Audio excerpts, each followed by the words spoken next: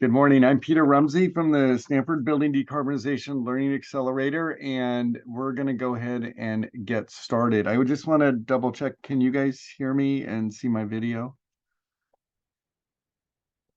Lindsay, is that Yes. okay? Great. Thank you. Yeah, so we have a action-packed next 3 hours here. And if I can get to the next slide, the two speakers today are myself, and I'm the a founder of a sustainability-oriented consulting firm. But my main thing is working with Stanford as an adjunct lecturer and the founder of the Stanford BDLA. Also joining us today is Alvaro Lavasser, who is a alumni of Stanford University and also a colleague of mine at Point Energy Innovations. Today, we're going to have a schedule that is full of information for you guys. We are not going to do a break. We just figured it'd be easier because we're doing Zoom that you take a break when you need to. And the material that we're doing is also going to be recorded. So for some reason you missed something you really wanted to see, you can look at it later. We're going to move through a wide variety of topics, giving you some of the latest thinking on building decarbonization and an overview in an effort to give you some thoughts on how you might be able to teach this information to some of your students. Towards the end of the session today, we are going to talk about teaching materials and teaching techniques. We're going to share with you what we've got on the website. Most of you, or many of you, I'm sure, have already been to our website and looked at the teaching resources that are available. But we'll run through that and then just have a discussion about teaching techniques. And as you're listening to the different topics today, and if you would like to share some of your thoughts on the teaching techniques, we would really welcome that. And that's one of the areas that's evolving and that we're trying to collect more information on to be able to share with the community of people teaching this subject. So that's what we've got. It's 3 hours. The times here are listed in Pacific. So if you're on the Eastern or other time zones, you'll just need to translate this schedule into your time. We also would welcome questions. If you could type them into the chat window or the Q&A window, and then we can either handle them during that particular section, or otherwise, if there's some deeper things to discuss, we can wait to the end. And then we'll also, between Alvaro and I, whoever's not speaking, will make an attempt to write up some answers in the chat there as well to help you out. So just a quick introduction. What is the BDLA and why are we doing this? The Stanford Building Decarbonization and Learning Accelerator is hosted at Stanford University. And the idea is that we're trying to create material and promote the teaching of building decarbonization. It's a relatively new subject that leverages a lot of existing information, but some is very new. And it's something that is very much changing our profession as people who are designing or building buildings. And so it's a timely thing. We also feel that there's a lot of reasons why it's so timely, and I'll try to go through some of those. The offerings that we have on the website, the teaching resources are slide decks. We've got a lot of different slide decks that you can download and use, modify, insert into your classes, or even put them together and make a full class out of them, whatever works best and is easiest for you. We also have case studies, sample assignments, and we're even now offering being able to have one-on-one discussions And we also are available to do guest lectures for a class or otherwise for a campus organization. There's also a variety of videos that can be used in your class or with students. So a little bit about why we're here. One reason is the news on climate is not good, and I don't need to remind you of all that. We know a lot of the facts and figures. There's lots of them out there. But it's not just climate change. The use of fossil fuels results in premature deaths from poor air quality. There's lots coming out about gas stoves and how they're bad. So there's some recent research from Stanford about benzene that's released when you burn natural gas indoors. And the other thing that we don't discuss a lot is the fact that natural gas is a powerful greenhouse gas in and of itself. And the leakage of natural gas or methane, it's a friend of mine likes to say there's nothing natural about natural gas. It really can be quite a problem, but that natural gas, when it leaks as part of the production and getting natural gas to people's buildings or homes, it as a powerful greenhouse gas has a very strong impact on global warming. And in some cases, depending on which leakage number you use, and it ranges from 1 to 6%.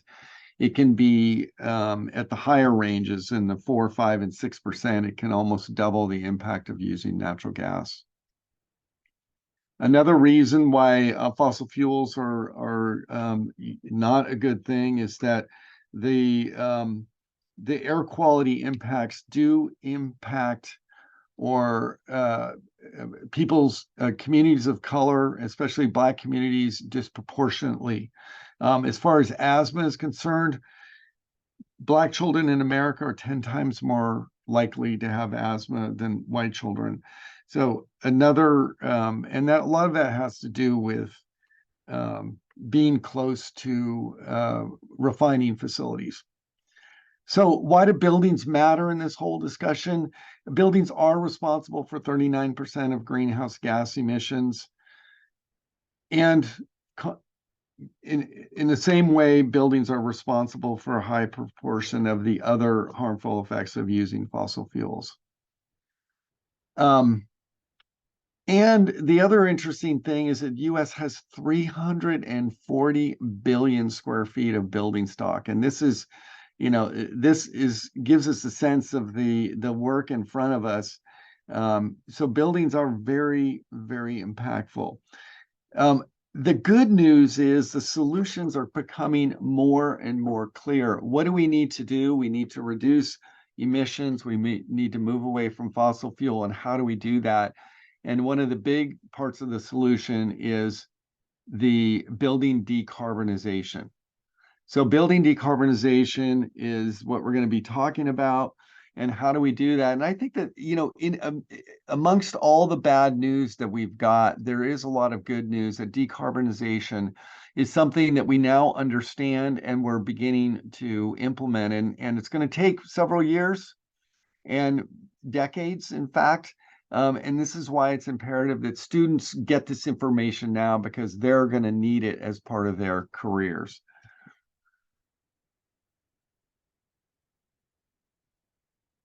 So the types of carbon and carbon emissions from buildings, there's two types, and we're going to talk about both today. One is embodied carbon, and that's emissions from manufacturing building materials, transporting those building materials to construction sites, and all of the associated carbon emissions of the materials of a building. Operational carbon is the carbon that's released when we use energy to power a building.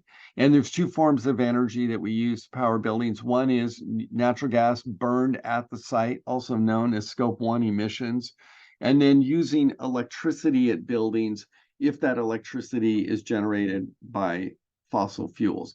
There are a variety of other uses of energy, oil heating in homes and such, but the majority of it is electricity and natural gas. So when we talk about operational carbon today, we'll be talking about mostly that. So to operationally decarbonize buildings, and again, hopefully you're all familiar with this, there's the idea of first making buildings efficient, then we make the building all electric, and then we connect that all electric efficient building to renewable energy. So we're going to talk about these different steps and how do you get to them, and how do you talk to students about them. And then as far as embodied decarbonization, the steps are also relatively clear. Reusing building materials and buildings themselves is the number one thing that we can do. When we do need new building materials, using carbon sequestering building materials like wood, and then specifying low carbon materials. There's a series of different building materials that are now becoming available that are lower embodied carbon. And then ultimately, right now, the last solution that we have in this chain or series of steps is for the carbon that we're not, the embodied carbon that we're not able to avoid, to do some sort of valid and verified carbon offset. So at the end of each section, we just wanted to give you this list of resources that are available on the particular topic. This is from the BDLA website.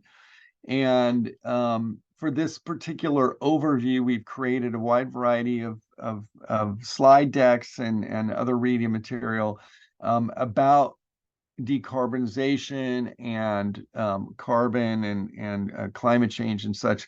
We did get one professor, it was very interesting, say, you know, our students are asking, well, why should I care? You know, what is it that you know, I can do, and why is this big picture even matter for me as an architecture student or engineering student? So we've even created a whole slide deck around that topic, and it's something that I think some of us forget, that we need to sort of put all of this in context and be able to talk to our students about it. Okay, so I'm going to delve into this first step of efficient buildings and talk about building energy efficiency, because I do think that it is one of the key strategies for building decarbonization. And so we start talking about energy consumption and energy efficiency in buildings. It's good to understand, where is energy going? A big portion of energy in buildings is going to space heating and cooling. And we'll talk about that. The other area that we see a lot of is water heating in residential. It's quite large and noticeable. And then there's lighting. We'll talk about lighting. Cooking, we'll talk briefly about cooking. And then there's other uses, things that we oftentimes call plug loads and miscellaneous. And so we'll talk a little bit about that. So energy efficiency through architecture, many of the folks that are using the BDLA materials are professors of architecture students, professors of architecture. And we think that in architecture, there's a lot that can be done to make buildings more efficient. So there's, and again, we have lots more detailed information, but I just wanted to, you know, briefly go through some of the key ideas. One is better glazing systems, and better glazing has a huge impact on not only energy consumption in buildings, but comfort, thermal comfort, visual comfort. And there's a lot of different types of solutions that are available. And for me, when I'm working as a consultant, this is one of the major topics of discussion. Different types of shading, external shading, and we all know the smooth glass building is something that we see a lot of these days. It can be compelling in certain ways, but problematic in others. And so we're starting to discuss and talk about other ways of doing buildings. Tight buildings and ways of doing insulation is another thing that we really have a lot of opportunity on, but is, you know, rarely tapped. I think there's a lot of development of strategies around how to do tighter buildings and better insulated buildings. And one of the things that's not commonly talked about is the interaction between the building envelope and the size of a heating and cooling system. So often there's a disconnect between architecture and the engineers in designing buildings, and engineers just size things based on rules of thumb. But with better collaboration in the design of buildings, insulation, tighter buildings can result in smaller HVAC systems that help to pay for these better building envelope. One of the things I like to say is that the best mechanical system is a better building envelope. So we've worked on a wide variety of projects where we've seen that bear out. So just as a overview of the top 10 architectural strategies for efficient buildings, the building orientation and massing makes a lot of difference. The type of glazing, window to wall ratio, daylight and views, the exterior shading and light shelves, insulation, tighter envelope, thermal mass. And one thing that's near and dear to my heart is sufficient space for building systems. And then ultimately integrated design. And that's something that we should all be talking about when we're teaching students better design techniques, and that is collaborating with the different disciplines, including contractors and construction management partners in the project, so that we can get buildings that are more affordable, high performance buildings that are more affordable. So we have lots more information on each one of these topics. I just wanted to give you a quick overview of what that looks like. What about energy efficiency through lighting and daylighting design? Typical buildings, when we're talking about commercial buildings, they really don't give a lot of thought to daylight and views. And there's there is a new generation of buildings of trying to understand how can we get better daylight into buildings? How can we give people better views? Something as simple as putting private offices inboard and open offices around the perimeter of a building make quite a big difference, and is a very affordable thing, and something that we're seeing more and more of. There's a lot of research on daylight and views. A lot of it has been done in school environments, K through 12.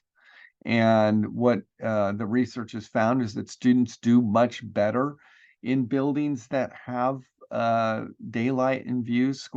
Test scores are better. There's a very compelling set of studies that was done by Walmart, and what they want to do is understand how daylight would affect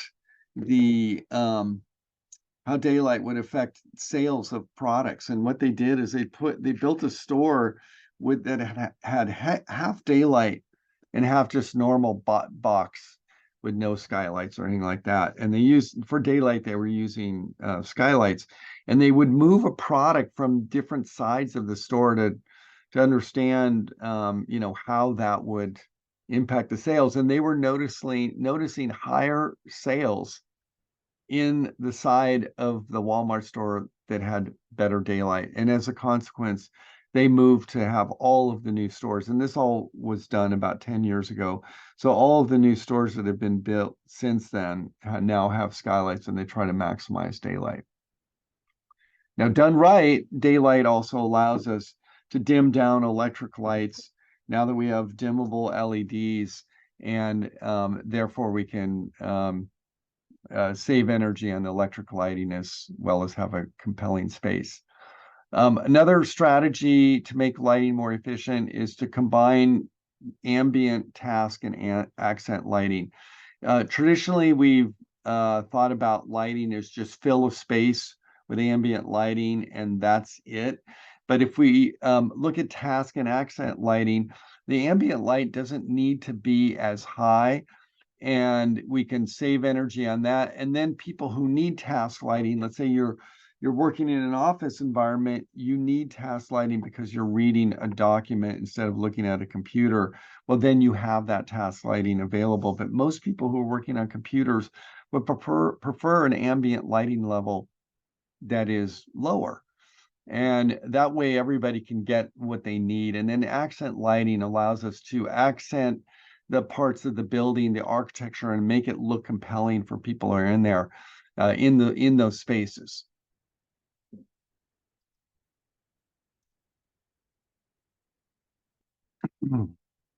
Okay, next slide here.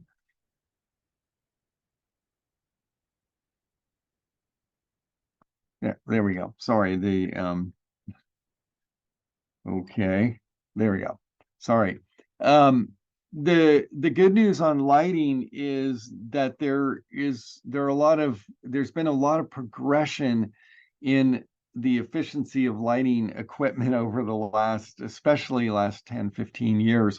So they were now able to do pretty much all the lighting that we need with different versions of LED lighting. The beauty of LED lighting is it's significantly more energy efficient. It's about an 80% lower energy consumption. And the other thing is that LED lighting lasts a lot longer than incandescent and even fluorescent lighting. So this has been a gigantic transformation in how we do lighting globally. Some of the estimates I've seen are that at least 200 power plants globally have been avoided because of the introduction of LED lighting. Very exciting news in my mind. So let's see if I can, just having trouble with the getting the mouse here to work. There we go. And then last but not least, one of the things that can be done with lighting is getting more efficient luminaires that get the light from the light source, an LED light source, out of the fixture and into the room. Traditional down light types of fixtures, either in offices or residential, a lot of the light gets stuck in the down light. And so there's a variety of different types of, again, residential and commercial lighting fixtures where a lot more of the light gets out of the fixture and into the room. And this is one of those things that is not discussed too much, but is quite an important part of efficient lighting.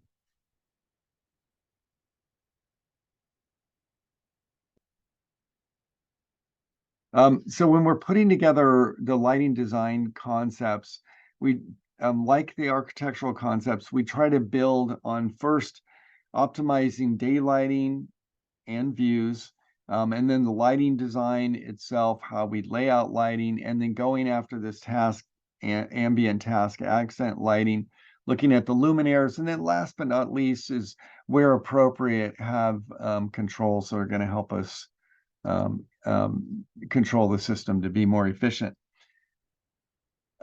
Similarly, there's a lot of strategies on HVAC systems. And again, we cover these in more detail in the material that's available on the BDLA website.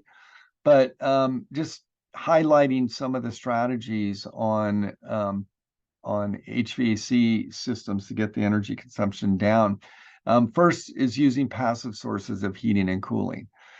Things like taking advantage of solar, passive solar design where appropriate in certain climates, or natural ventilation in residential or commercial buildings. So things like cross ventilation, stack ventilation, those things matter. There's a variety of passive strategies for heating and cooling. Low pressure drop design of systems, especially in commercial buildings, can make a huge difference. It's easy to cut the fan and pump energy in half through better design. And this is something that is now becoming more important as we tap into some of the other things that are easier. Efficient heating and cooling equipment. We'll talk in more detail about heat pumps, but they're 3 times more efficient than boilers. The other thing is when we're selecting fans or pumps, there is sort of a lack of focus on this, and when we have a particular condition that we need to meet, and this screen here is a fan selection software screenshot. The difference between the most efficient and the least efficient fan that can meet a condition of a certain amount of flow and a certain amount of resistance can be a 2-to-1 difference. And that's a 2-to-1 difference in horsepower and efficiency. So thinking about and paying more attention to fan and pump efficiency is something that needs to be done. Now it's wonderful in an appliance where, like a refrigerator or a packaged air conditioner, where you design it once and then you replicate it. And so now we're seeing fans in pieces of equipment like refrigerators or heat pumps that are very optimized, and a lot of thought has gone into it. But it's when we're doing a more customized system, like what we see in commercial buildings, that this becomes a very important thing. So just giving a similar step in order of importance, the different things that can be done to lower energy use of HVAC systems. Lowering the loads, that better building envelope is really the number one thing that can be done. And then using passive sources of heating and cooling, the low pressure drop design, the electric heating with heat pumps being more efficient, and then using efficient equipment. And then last but not least are the controls. A lot of engineers will just skip the first few steps here and just goes directly to selecting efficient equipment and intelligent control. So we think that this is all possible, these first 4 steps, with more collaboration on the design, especially the first 2 or 3 steps there.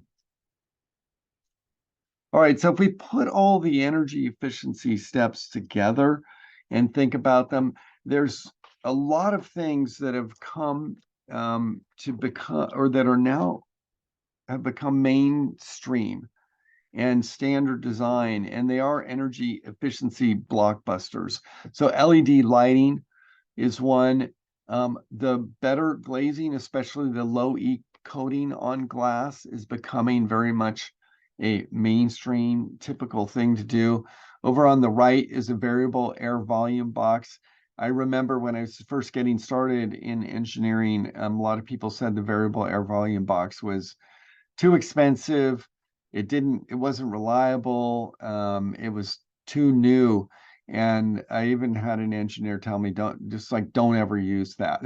And now here we are, and we're using it. And these things have saved a ton of energy in HVAC systems. And so this is when people tell me, well, heat pumps are new and all, they're expensive, I take that with a grain of salt, because I've seen so many things get over those barriers. And then on the bottom right are variable speed drives, which have been super consequential in lowering especially HVAC energy use, and are now widely used. So what's the impact of these things and others?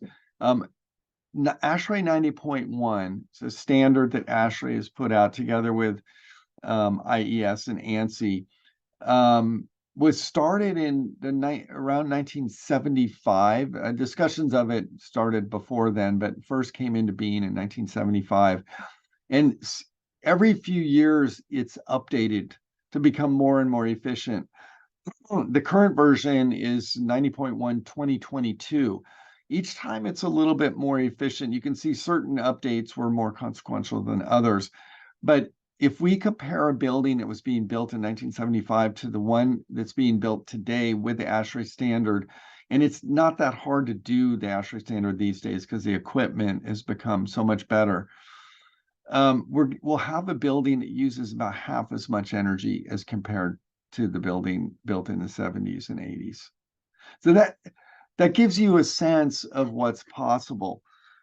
When we start looking at from here, looking forward, I did some with the team at Point Energy. We did some analysis for a client in North Carolina where we said, well, let's take the 90.1 baseline and just apply what we call state of the shelf energy efficiency. That is, Insulation, just a little bit more of it. Improved lighting, using some of the lighting design techniques and better day lighting, things that are all easily available. We did some plug load reduction. We used a little bit of low friction systems, and then heat pumps for heating instead of gas.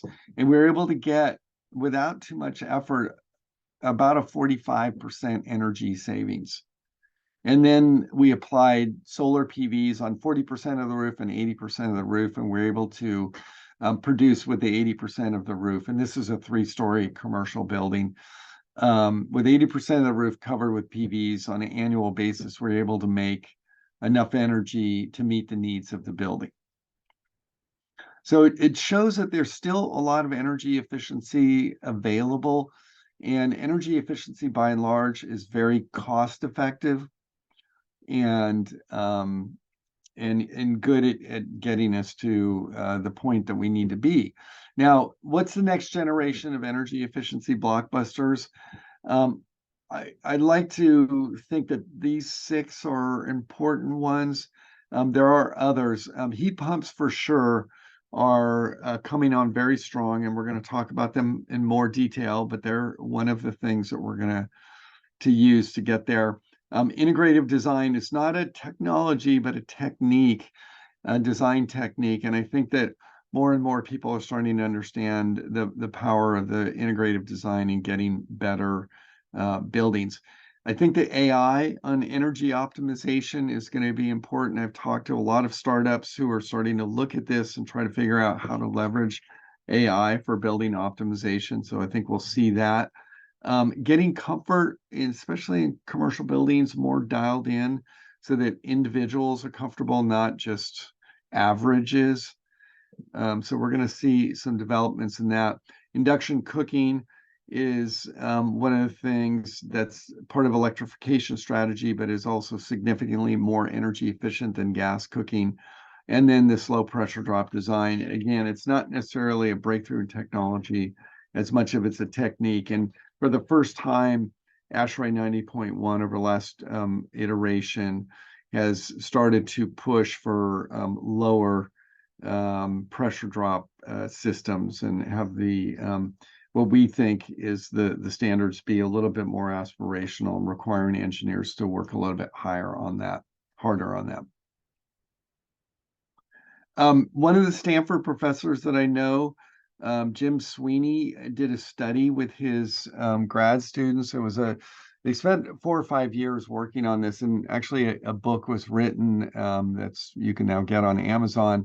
And they looked at energy efficiency of the U.S. economy from the 1950s to 2015. And they took apart each individual sector, looking at transportation. How much fuel do we use per passenger mile traveled? They looked at industrial processes, how much energy is used to produce a ton of steel. And they just picked apart the economy. And what they found was that this top wedge on this graph is the net energy that was saved, or the energy that was limited because of energy efficiency. So we were able to reduce during the same period our overall energy consumption by over 30%. And that's more energy than what was provided by all the new energy production from renewables and nuclear power during that same period. So it's not one of the things that you hear about a lot in the news, but energy efficiency has been more consequential than all of the new renewables and other power sources that we've put into place. So I think it's something that we need to remember and emphasize. And if we are going to decarbonize buildings, it's going to be a lot easier if we're decarbonizing efficient buildings. So we have a lot of resources on building energy efficiency at the BDLA website. This is a list of some of them. And, it's a growing library of things that we're making available. So I'm going to hand over to Avril, who's going to walk you through some of the concepts on building electrification. Great. Thanks so much, Peter. All right, so jumping into the next step in our decarbonization series here. So Peter has already covered efficient buildings, and we're going to look at all electric buildings and how we make that a reality. So there's three common types of gas use in most buildings. You've got your space heating, your domestic hot water heating, as well as your gas cooking. So we're looking at eliminating all three of those sources of gas to completely remove gas from the buildings. We most often want to switch to a heat pump for space heating and domestic hot water. So typically we have a gas boiler. This one's a heating hot water boiler, but there's similar equipment for domestic hot water. We want to switch to a heat pump. And then for a gas stove, often there's a lot of pushback, and I think a bit of a political hot topic lately about gas stoves. And we're not suggesting electric resistant stoves, which is typically what people think about when they hear electric stove, which are not the best. We're actually talking about induction stoves, which are a much better product and work better than a gas stove. They're more efficient. They're more easily controlled. They heat up more quickly. So it's actually an improved product. So we'll dive a little deeper into the heat pump aspect of it.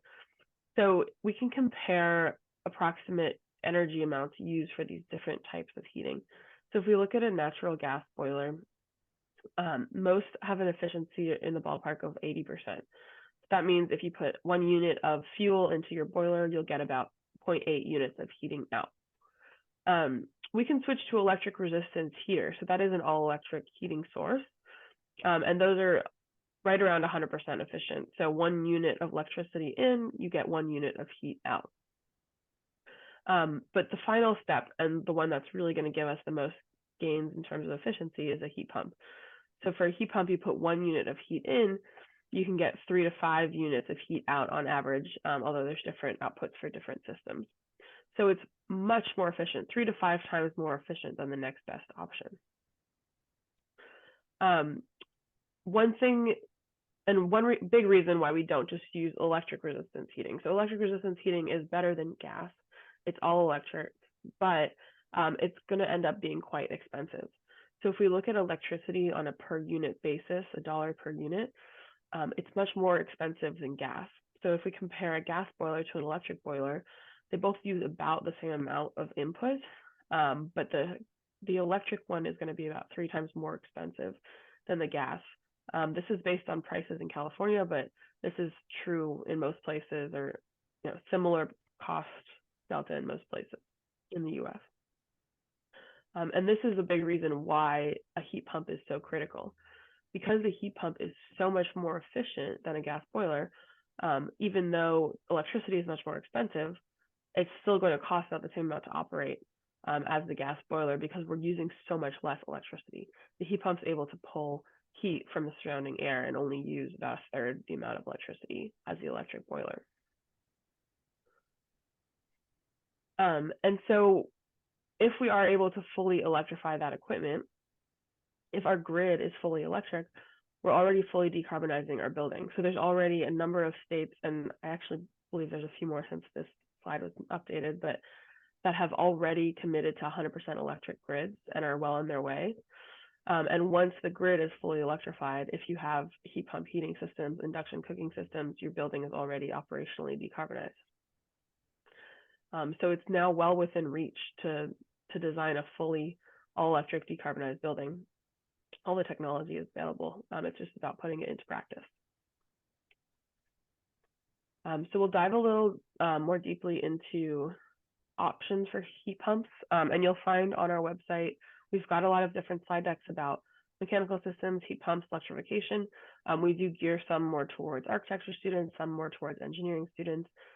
So I've pulled from all those different decks in this portion of the presentation. So if you're looking for more technical details, those are there. We'll get into that a little bit as well. But there's options kind of for everyone and for whatever it is that you're teaching. So this one is more specific into types of heat pumps, and air source heat pumps are really the biggest thing that we'll see most often. And that means just that they're pulling heat from the air around them in order to heat up a fluid. So they could either be heating up air. So this type here on the left is just pulling heat heating up air and distributing air to the building. This type on the right is pulling heat from the air, heating up water, and distributing water to the building. So there's a lot of different ways to put this into practice. There's also more residential type heat pumps. So this one is on the left, is pretty common. You'll see these pretty often, these kind of boxes up on the wall. So this is typically referred to as a split system. And in this case, you've got an outdoor unit and an indoor unit, which is what makes it a split system, connected through refrigerant lines. So it's able to either reject heat or pull heat from the air through the outdoor unit, and then it transfers that heat or cooling to the indoor unit through the refrigerant. There's also a type of split system that's similar, where instead of having this wall-mounted unit, you've got what's referred to as an air handler. So this looks more like a typical furnace unit you'd have in a house, where it's a big box somewhere central to the house, and it's distributing air throughout the house through ducts. So these are great for swapping out an existing furnace. You could swap in this air handler with an outdoor unit, and then you've got a heat pump without having to reconfigure the ductwork. Variable refrigerant flow systems, or usually referred to as a VRF system, is becoming more and more popular. We see this a lot in our projects, especially commercial or retrofit projects. And this essentially works in the same way as a split system would work. It's got an outdoor unit as well as indoor units. However, this is different because there are many, many indoor units. A typical split system is just one-to-one. A VRF system, you could have essentially infinite indoor units. You can add more and more outdoor units in series, increase the capacity of your system, add as many indoor units as you'd like to. It also allows you to provide heating to some areas and cooling to other areas. So this is not only useful, but it also is an additional efficiency measure because it can actually recover heat. So it can pull the heat from an area that's being cooled and transfer it to an area that's being heated. So it's not having to generate new heat. So it's even more efficient that way. The beauty of this too is that this single unit is providing both heating and cooling. So you only have one piece of equipment, one set of compressors that's able to do both. And this is true for most heat pumps. So there's a cost savings there because in a typical building, if you're buying both an air conditioner and a furnace or a boiler, there's two pieces of equipment you need. So even though this single piece of equipment is a bit more expensive, the net cost may not be more. There's a few more slightly less common options for heat pumps. This one you see a lot in hotels. This is what's called a package terminal heat pump. So instead of having that split system where you have two separate pieces of equipment, you've got essentially everything integrated into this single box, and it goes right through the wall. So the outdoor unit is on the back side, the indoor unit is on the front side, and it's essentially doing the same thing where there's a compressor loop inside of that unit. These are common in hotels because you can have one per room that's conditioning that room specifically. So it's able to be controlled by each guest separately. This is another look at VRF systems. So this is an example of the VRF being used in an office building. So you can see this picture on the left is the outdoor units on the rooftop. As I was mentioning, these can be combined to create larger capacities. So in this picture, it looks like you've got 12 outdoor units. So that could be, connected to over 100 indoor units. And then on the right, you can see an example of an indoor unit here at the top. This is what's called a cassette type unit. So this is actually pulling return air in and shooting supply air out through the center. And then you can see the return air being pulled in through the edges. And it's connected back to the outdoor unit through this refrigerant piping. You can see it's the white insulated piping connecting into the unit. And one of the best parts of VRF systems is the flexibility. So with those outdoor units, you can pick any indoor units you'd like. You can mix and match. So it doesn't need to be just because you use that cassette, you have to use that in the entire building. You could use it in certain areas and not others. There's many options, more even than what's shown here. This one on the top right is an interesting one, especially in a historical building, where you can use these radiator type ones that can replace maybe a radiator that was already there, blended into the architecture with the box. There's also the ducted ceiling mounted. So on the bottom here, you can see these grills are all that's showing. The VRF boxes themselves are hidden within this ceiling area. So it's very flexible for architecture as well. A lot of different ways of mounting them and hiding them. Okay, so all of those options were air source heat pumps technically. So they're all pulling heat from the air. Water source heat pumps are the other main category of heat pumps. So in that case, they're pulling heat or rejecting heat to some sort of water source. This one on the left is probably the most common type. So this is a ground source heat pump, and that's sometimes referred to as geothermal heating.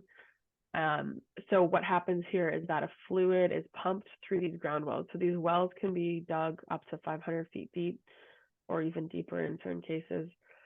And pipes are run up and down through the wells, fluids pumped through those, and it's able to use the heat of the ground to heat or cool a building. So once you get below a certain depth, the ground temperature is very consistent year round. So particularly in cold climates where your air is maybe dropping down well into the negatives, your ground's probably still going to be in the ballpark of 55, 60 degrees. So it's much more easy for a heat pump to pull heat from that heat source than it would be from the air at that point. And then in the summer, it's able to pump heat back into the ground for cooling, which is able to heat it back up and sort of do a thermal seasonal storage. So it's heating in the winter, cooling in the summer. And this works out really well in climates, particularly where there's a big swing between summer and winter. So cold winters, hot summers, it can go back and forth. There's a similar option. We don't really see this very often, but you can use a pond or a lake or another fluid, large water body as the heat source or sink inside of the ground. And in this case, the coils are within the water source, and then there's still a fluid being pumped through these coils back to the heat pump in the building. Okay, so another option that really only is applied in a generally much larger application is a heat recovery chiller. So this type of heat pump is able to move heat back and forth between the chilled water and the hot water side. So it's essentially recovering heat from your system. So for instance, if you're cooling a zone, it's able to push the heat into the hot water side, creating chilled water and hot water at the same time. So of course, there's inherent efficiency benefits of that, since you're doing both things with a single amount of energy, a single set of compressors. The reason this is only really seen in larger applications is that you need to be able to use both the chilled water and the hot water at the same time. So typically we're only going to see that when there's large buildings with different applications. These are particularly useful when we have commercial buildings and residential buildings being served at the same time. So you could be making domestic hot water in the summer, even when the office building's using a lot of cooling. So we really want to see these split loads to make these make sense, where you're doing simultaneous heating and cooling. That's when these are going to be most effective, although they can be used in other applications, but it really needs to be able to balance out for it to make sense as the system you would select. So this is an example of this type of heat recovery chiller in action. This is the Stanford Central Energy Facility. So this is a great application of these chillers since the entire campus is being served here. And of course, you've got such a wide range of office, lab, residential, all sorts of different use types on a campus. You're able to guarantee that you're always going to have some heating and some cooling load, which is the best application for these. And this is an enormous plant. As you can see, there's a huge amount of capacity. There's also massive hot water and chilled water storage tanks in this plant as well, which makes the heat recovery chiller even more effective because you're able to store additional hot water or chilled water you're making, even if it's not being used at that time, and use it later in the day or the next day. So this heat recovery chiller plant was part of Stanford's path to eliminate all emissions from the campus. So they previously had combined heating and power plant, which was using fossil fuel. So this was a fully electrified plant that they were able to convert to, and it is the big kind of drop in the emissions here that you can see. So the 2015 CESI goes online, and that's where the emissions really start to drop off. So this is a great way for a campus like this one to electrify. And then they're also doing the addition of the renewable energy, which is the final step in building decarbonization. So we've got the electrification, the renewables, and they're trying to get down as far as they can to zero emissions eventually. All right, so those were examples mostly of heating in space applications. There's also domestic hot water heating that we mentioned at the beginning. So there's a few different ways of doing this. This is kind of the thing most people might be familiar with. This is a residential application of a heat pump water heater. So these look very similar to a regular gas heat pump water heater that somebody might already have. The big difference is this kind of portion on top, which is where the heat pump is housed. So this actually has the compressor in it. It's able to pull air into it, extract heat from that air to heat the water, and then reject cold air out. One thing about these that is different than a gas or electric water heater is that it needs that constant air source. So you'll often see these installed outside in milder climates or in a garage. If they're installed indoors, they need a duct outside to be able to get that air to pull heat from without cooling down the room they're in too much. There's also essentially a split system version of this. So this picture on the right, you can see where instead of having that heat pump unit on top of the storage tank, it's actually connected to it. In this case, both of the outdoor unit and the tank are installed outdoors. But this is a nice flexible system because the tank could actually be installed indoors with the outdoor unit always being outdoors. So it gives some flexibility of depending on space constraints of where to put these pieces of equipment. On the left is essentially the exact same idea, but this is at a much larger scale. So this is actually a commercial application of this same technology. These are outdoor units that are much larger, and you can see they're also piped, and they would be connected to a storage tank indoors. This building actually has large storage tanks in the basement, while these are located on the roof. So that flexibility means that you don't have to have all of the tanks outdoors on the roof. You can have them in a separate location, and they're just connected to these outdoor units. And so this is another look at those two options. So you can see on the left, integrated, where the heat pump is in the top piece, versus split system, where the heat pump portion is outdoors and the storage tank is indoors. When we're doing these kind of heat pumps in a multifamily building, there's a lot more options and ways of doing it. The most straightforward would be just having an individual heat pump in every unit. This can be a bit of a challenge because they need that outdoor air, as I mentioned. So if we do it this way, they'd either have to be on a balcony in the unit or have some sort of ducting to get outdoor air to them. There are, certain climates where it's very hot all the time. Maybe you want cold air constantly. So it can make sense to actually just put these indoors in your apartment if you constantly want cooling. But there's not a ton of places where you're going to want, this pulling heat from your apartment in the winter, right? The next option would be to slightly more centralized. So maybe you have one of these units that's slightly larger, serving a cluster of apartments. Again, this would need to be located outdoors or have an outdoor air source. And then finally, similar to that picture we just saw of those units on the roof, this is a centralized system. So in this image, the outdoor units are on the ground, they could be on the roof, and then the tanks are actually indoors. And then from there, the hot water gets piped to all of the apartments. This is kind of the more common one that we've seen mostly in multifamily construction. So there's a lot of new research and new information coming out about heat pumps every day. There's a recent article from MIT all about heat pumps applications.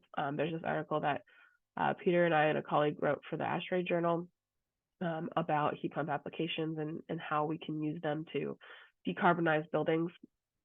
So there's a lot of information out there. There's new information every single day. So I'd really encourage you to explore a bit and get the latest. There are other gas-free heating options, as we mentioned earlier on. So electric resistance water heaters are an option. They're very cheap and quick to install, but as we saw earlier, it's in California at least about 3 times more expensive to operate. But there are options for electric resistance heating that can make more sense. So this is what's called an instantaneous water heater. And this type, or it's often referred to as an InstaHot, this type of small water heater is installed right under a sink. It is electric resistant, but the beauty of this is that it only turns on in the moment when it's required. So you don't have a storage tank, you don't have a large circulation loop, and it's eliminating a lot of the losses. So when you have that large storage tank and circulation loop, they're constantly losing heat as the water is being pumped throughout the building. So eliminating those additional losses can, in some ways, counterbalance the more expensive electricity. And in certain applications where maybe the sinks or the hot water isn't being used very often, or there's not much required, this can end up being, a similar amount of energy. Solar hot water heating is another one that's been around for a long time. So this is having these solar hot water collectors on the roof. These essentially run water up and down these tubes, heats it by the sun, and then pumps it back into the building. This, of course, isn't as reliable as a mechanical heating for domestic hot water, since it's dependent on the sun actually heating the water. So the weather can affect this, and you'd need some sort of backup system. But of course, extremely efficient. You've got basically free hot water. So it's got its pros and cons. This can be applied in really large applications. So this image, you can see, rows on rows of solar hot water heaters. This can work well for a large multifamily building, especially common for pools that need a constant source of hot water. But they, again, are extremely efficient options. All right, so similar to the efficiency, we have a number of different slide decks on building electrification. As I mentioned, we try to gear some more towards engineers, others towards architects. We've got different levels of details, and we have new slide decks in the works that will be coming shortly, so keep an eye out for those. All right, I'm going to hand it back over to Peter for renewables. Yeah, thanks, Avril. Can you guys hear me? I hope. Yeah. Okay. Yeah, there was a good question in the chat about heat pumps and some of the fundamentals of heat pumps, and for those of you who are new to heat pumps, there's a lot of simple videos now on YouTube about how heat pumps work. The problem is there's so many now that you might have a hard time sorting through which one's the most valid. We do have a series of links to videos on our BDLA website. Also, Wikipedia has good articles on heat pumps and some of these other concepts. So you might want to check Wikipedia if as a fast way to get an introduction. So yeah, good question. Thank you for that. So I'm going to jump into the whole idea of renewables. And this is really the third and final step on decarbonizing on the operational side, the energy use of buildings. If we take the efficient and now all electric building using the different types of heat pumps and strategies that Avril discussed, then we want to decarbonize. We don't necessarily want to connect the building to electricity that's generated by fossil fuel. We want to connect the building to electricity that's generated with zero carbon electricity, that is renewably generated electricity. So there's a lot of different ways of doing that. The two main ways of doing it are generating renewable energy on site, and that's most typically done with solar panels on the building. And that can, excuse me, that can work well depending on the type of building. But obviously, if we have something like a high-rise building or an apartment building, a multi-story apartment building, the roof area might not be there to make that happen. And so we might need to move to off-site renewably generated electricity at a utility scale, and that's becoming more and more available. So I'll run through both of these options. Let's start with the on-site option. There's a lot of different ways of getting photovoltaics onto a building or at a building site. Obviously, the most common one is rooftop, but there's also putting bifacial PVs on the facade. There's carport or car parking. There's even a trellis system. So the variety of systems available, but rooftop PV is by far the most affordable and most common. So when we're working with students on PVs and talking to them about how to size and understand PVs, and again, a lot of the students that we're working with are, they're not electrical engineers studying PV systems. They're, variety of different disciplines. We start talking about the area is going to be proportional to the amount of sun hitting the PV panel. And generally at peak, it's 1 kilowatt per square meter. And then there's the module efficiency, which, typically ranges in around 20%. But it's easier if you want to look at the annual production of a PV system to use a software calculator. One of the ones that's free and easily available and widely used is a PV watts calculator. And this comes from National Renewable Energy Lab, and it's quite an easy way of doing a quick check on how much energy a PV system can generate. There's what you can do is you can go in and you can actually select an existing building or just go to a site where a building doesn't exist and draw in an area that you think would be appropriate for a PV system.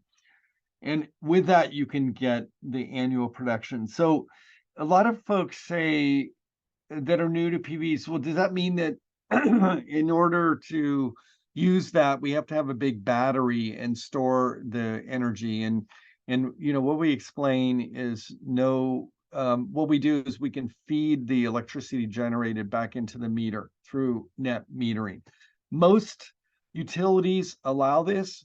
There are some that don't. It's a very small minority, but some don't. And in that case, batteries, on-site batteries with on-site solar would be needed, or otherwise connecting into off-site PVs, and I'll talk about that, or renewably generated electricity. Net metering, the way it works is the energy that you produce minus what you consume is the net energy. So during the day, when you're producing a lot of energy, it might be more than the building needs. Then that extra energy goes back into the grid and your meter runs backwards. During the night, when you're not producing energy, but you are consuming energy, then your meter will run forwards. And so over a 24-hour period, you might be generating enough for that 24-hour period. During the day, running the meter backwards, during the night, running it forwards. And so that's net metering. And there's different types of net metering. Some are more favorable than others, meaning that when you run the meter backwards, sometimes the utility will pay you less than what you pay to buy the electricity.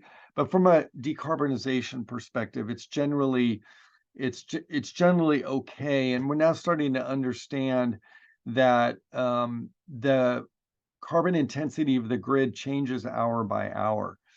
And as a consequence, we're starting to think that batteries are useful when we're talking about decarbonization, because oftentimes the middle of the day when we're generating a lot of electricity the grid is already lower carbon. And that's in states where they have renewable energy, like Texas or California.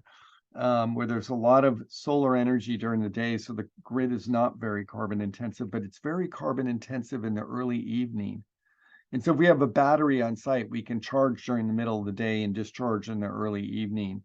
And so we're not buying electricity in the early evening when the sun goes down and a lot of gas-powered power plants have to turn on. So that's net metering. This is just a snapshot of what is currently available in the US. And as I said, it varies by state, but pretty much all the states have one version or another of the net metering. So what is zero energy on an annual net zero energy on an annual basis? And that's where at the end of the year, we can say that we generated as many kilowatt hours as we consumed. And this is a graph of the Packard Foundation building in California. And they were actually able to over-generate every year, that is, generate more electricity than when they actually needed. So that's net zero energy, but really we're starting to change the focus to net zero carbon. It can get a little bit more complicated, but it's a similar idea. On the residential side, as far as batteries are concerned, we can start to leverage a battery system. Tesla is one of the manufacturers, but there's now a growing number of residential battery systems that can be used to make the building more carbon or get more focused on carbon. And in some buildings and commercial buildings, we're actually working with the battery manufacturer and their software engineers in trying to charge and discharge the battery based on carbon intensity of the grid. It's a new thing, but it's something that we're going to see more and more of. So we're seeing battery systems starting to scale up to the commercial side, and we're going to see more and more of that. So how much do batteries cost? The price of batteries has been going down rapidly. The price of solar has been going down rapidly. And so we're starting to see the adoption. Batteries are following solar, and they're being driven in large part by electric vehicles. But what we're going to see is different types of batteries for stationary batteries in buildings, because the need to have small light batteries is not as much of an imperative. Small is good, but the lightness, being light, is not as important when it's a stationary battery. And then the other thing that's coming in is that a lot of like a residential battery that's connected to a solar system, a lot of times it will be 10 kilowatt hours, for example, in that neighborhood. But batteries in electric vehicles are usually 50 kilowatt hours or more. And so we're going to start to see this vehicle to grid, and that is that your vehicle can plug in and it can discharge into your home when either electricity is expensive or the grid's more carbon intensive. And then you can charge when the electricity is cheaper and lower carbon. And so I think what we're going to start seeing is cars, we're going to want to charge cars in the middle of the day, and we're going to discharge the battery of a car into your home in the early evening. So that's coming. So, just to try to explain it when we're talking to students about this, why are batteries installed in buildings? It can save money on utility bills if there's a time of day rate. And that is, in many states, there is a time of day when the electricity is cheaper and when it's more expensive. What we're starting to see in states with a growing amount of renewable energy, especially solar, in the middle of the day, electricity will be cheaper now. And traditionally, it's been more expensive in the middle of the day because of air conditioning loads surging up. And then we're starting to see energy prices, the time of day, the more expensive time of day, become the early evening when people come home and when the sun goes down. That's when there's a surge in electricity. So that's starting to be the more expensive time of day. So batteries can save money in utility bills just by charging and discharging based on that. It can expand the use of solar generated electricity, as I was explaining, and batteries, last but not least, can provide backup power. So if we put all these together, the reasons to use batteries are compelling. The only thing that's holding us back is the price, and the price is coming down relatively rapidly. So when we couple with a solar PV system, we can charge the battery during the day and then discharge at night. This is a graph of the carbon intensity of the grid in California over the year, and you can see when it's green, it's low carbon intensity, and red, it's high. So we have low carbon intensity in the middle of the day in the spring is what we've got, and then we have high carbon intensity in the afternoons in the summer, and that's where there's a lot of air conditioning going on, and this whole thing of the sun starting to set and such. So starting to look at carbon emissions and using batteries to manage that is going to be something we're going to see. Okay, so moving to offsite, buying renewably generated offsite energy or electricity.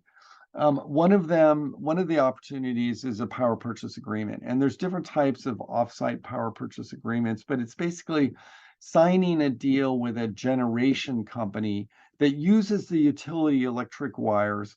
So the part of your energy bill that goes to generation is going to a company that's generating electricity using solar or wind or geothermal or one of the other renewable sources.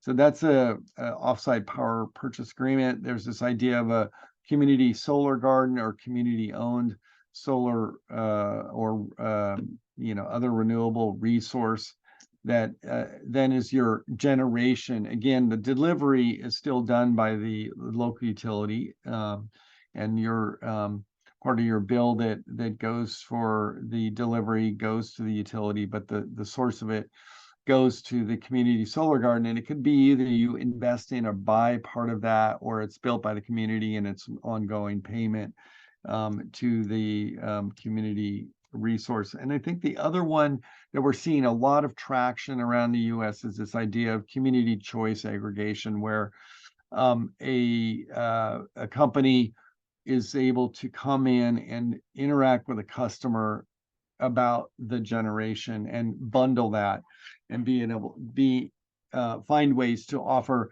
the renewable generated utility scale electricity at a very reasonable cost.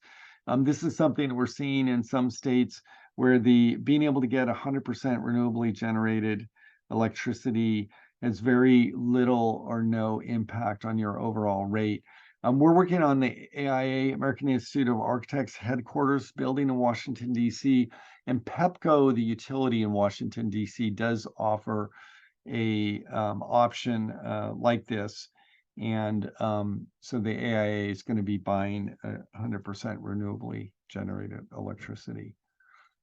Last but not least, and not as good, is the idea of renewable energy credits. And this is where you could buy a credit, and that money from the credit goes to a renewable generator, and it could be in another state that's not part of your electric bill or your electric system. It's just buying credits, meaning you're helping to pay for renewable energy generated somewhere else.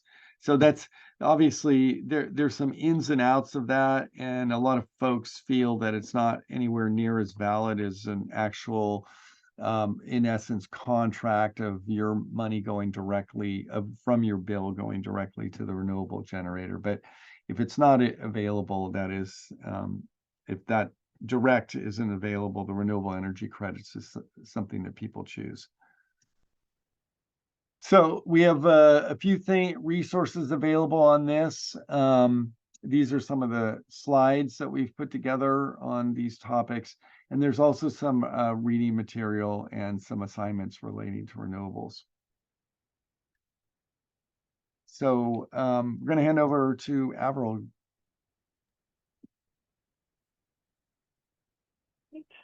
Thanks, Peter. All right, so we're going to dive into the other aspect of carbon reduction. So we've talked a lot about operational carbon reduction, and the other thing that we're looking at is embodied carbon reduction. So embodied carbon, I think Peter mentioned earlier, is the actual carbon emissions that result from the production of the materials and the construction of the building. So the energy and carbon that's used to, make things like concrete, steel, glass, and as well as transportation to the site and all of those types of things. So for a long time, the sort of conventional wisdom about embodied carbon was that it's not nearly as important as the operational carbon. So if you look at the graph on the left, over a 60-year lifespan of a building, because the building is emitting more and more carbon through operation every single year, if we look at the whole lifespan, the embodied carbon is a really small portion of the total carbon impact of the building. But there's a couple of things that change that comparison. So one, the more efficient a building is, the more impactful the embodied carbon becomes because the operational portion gets smaller and smaller. So if we're talking about a fully decarbonized building operationally, so one that's all electric and connected to renewable energy, the operational carbon is zero. So suddenly the embodied carbon is 100% of the impact and much more critical. The other thing that can skew this comparison is the timeline. So if we're given the state of the climate emergency, a shorter timeline is more important. So if we look at the lifespan of a building in the next 20 years, because there's less time for it to emit operational carbon, the embodied carbon becomes nearly half of the impact of the building. So there's a lot of good reasons why it's more and more important for us to be thinking about embodied carbon in our construction. So we broke it down into 4 kind of general steps of how to reduce embodied carbon in construction. Of course, there's a lot more nuance than this, but just to look at it at a high level. First of all, we want to reuse existing buildings and materials whenever possible. So the first thing is that if something already exists, there's zero emissions associated with using it again. So that's always going to be the best option, is using a material that is already there or a building that's already there. The next is carbon sequestering materials. So this most typically is thought of as wood, trees, so products that capture carbon throughout their growth, and then can be used to build a building. The next step would be to specify low carbon materials. So anything that's been made with carbon emissions in mind, reduction of carbon emissions whenever possible, and zero carbon emissions if possible, although that's less commonly available. And then finally, once all these steps have been taken to reduce the embodied carbon, similar to operational carbon, we want to think about efficiency or reduction before we think about switching sources. In this case, we want to reduce embodied carbon as much as we can before thinking about offsetting it. So inherently, you built a building at this time. There's no way to do that without any embodied carbon emissions. But once we've reduced them as much as we can offset what's left by purchasing carbon credits or other more creative community carbon offset projects, which we'll show an example of later on. Carbon sequestering products have a little bit of nuance, and there's different ways to think about this. I think it's important to make sure your students understand that there's sort of some gray area, I'd say, on carbon sequestering products. So one way that we could think about it is that sequestration comes from, while trees are growing, they are absorbing carbon from the atmosphere. And in certain cases, when we're doing carbon accounting, people will count that as a carbon reduction for their building. So all the carbon that was absorbed by those trees during their lifetime is contained in the tree, which is in the building. There is still some carbon associated with it because there is carbon emitted during the processing and the construction phase. So, everything from harvesting the trees to getting them to the site to processing them into beams, etc., is emitting carbon. But of course, it's much less than steel or concrete. It doesn't have those really high carbon intensity processes that steel and concrete manufacturing require. But the thing that isn't always considered is that at the end of life, even if that tree sequestered carbon, it will be released. as the wood decomposes. So if that building is torn down, if, hopefully not, but if it burns down, all that carbon is released back into the atmosphere. So if we're thinking about this in a short term, like we saw that graph on the right, in the next 20 years, that carbon is fully sequestered. Whereas if we're thinking about it in 100 years, maybe that building gets torn down and the carbon is re-released. So there is, nuance there, and we need to be clear about the assumptions we're making when we're using sequestered carbon in embodied carbon calculations. So what part of the building is actually accounting for the embodied carbon?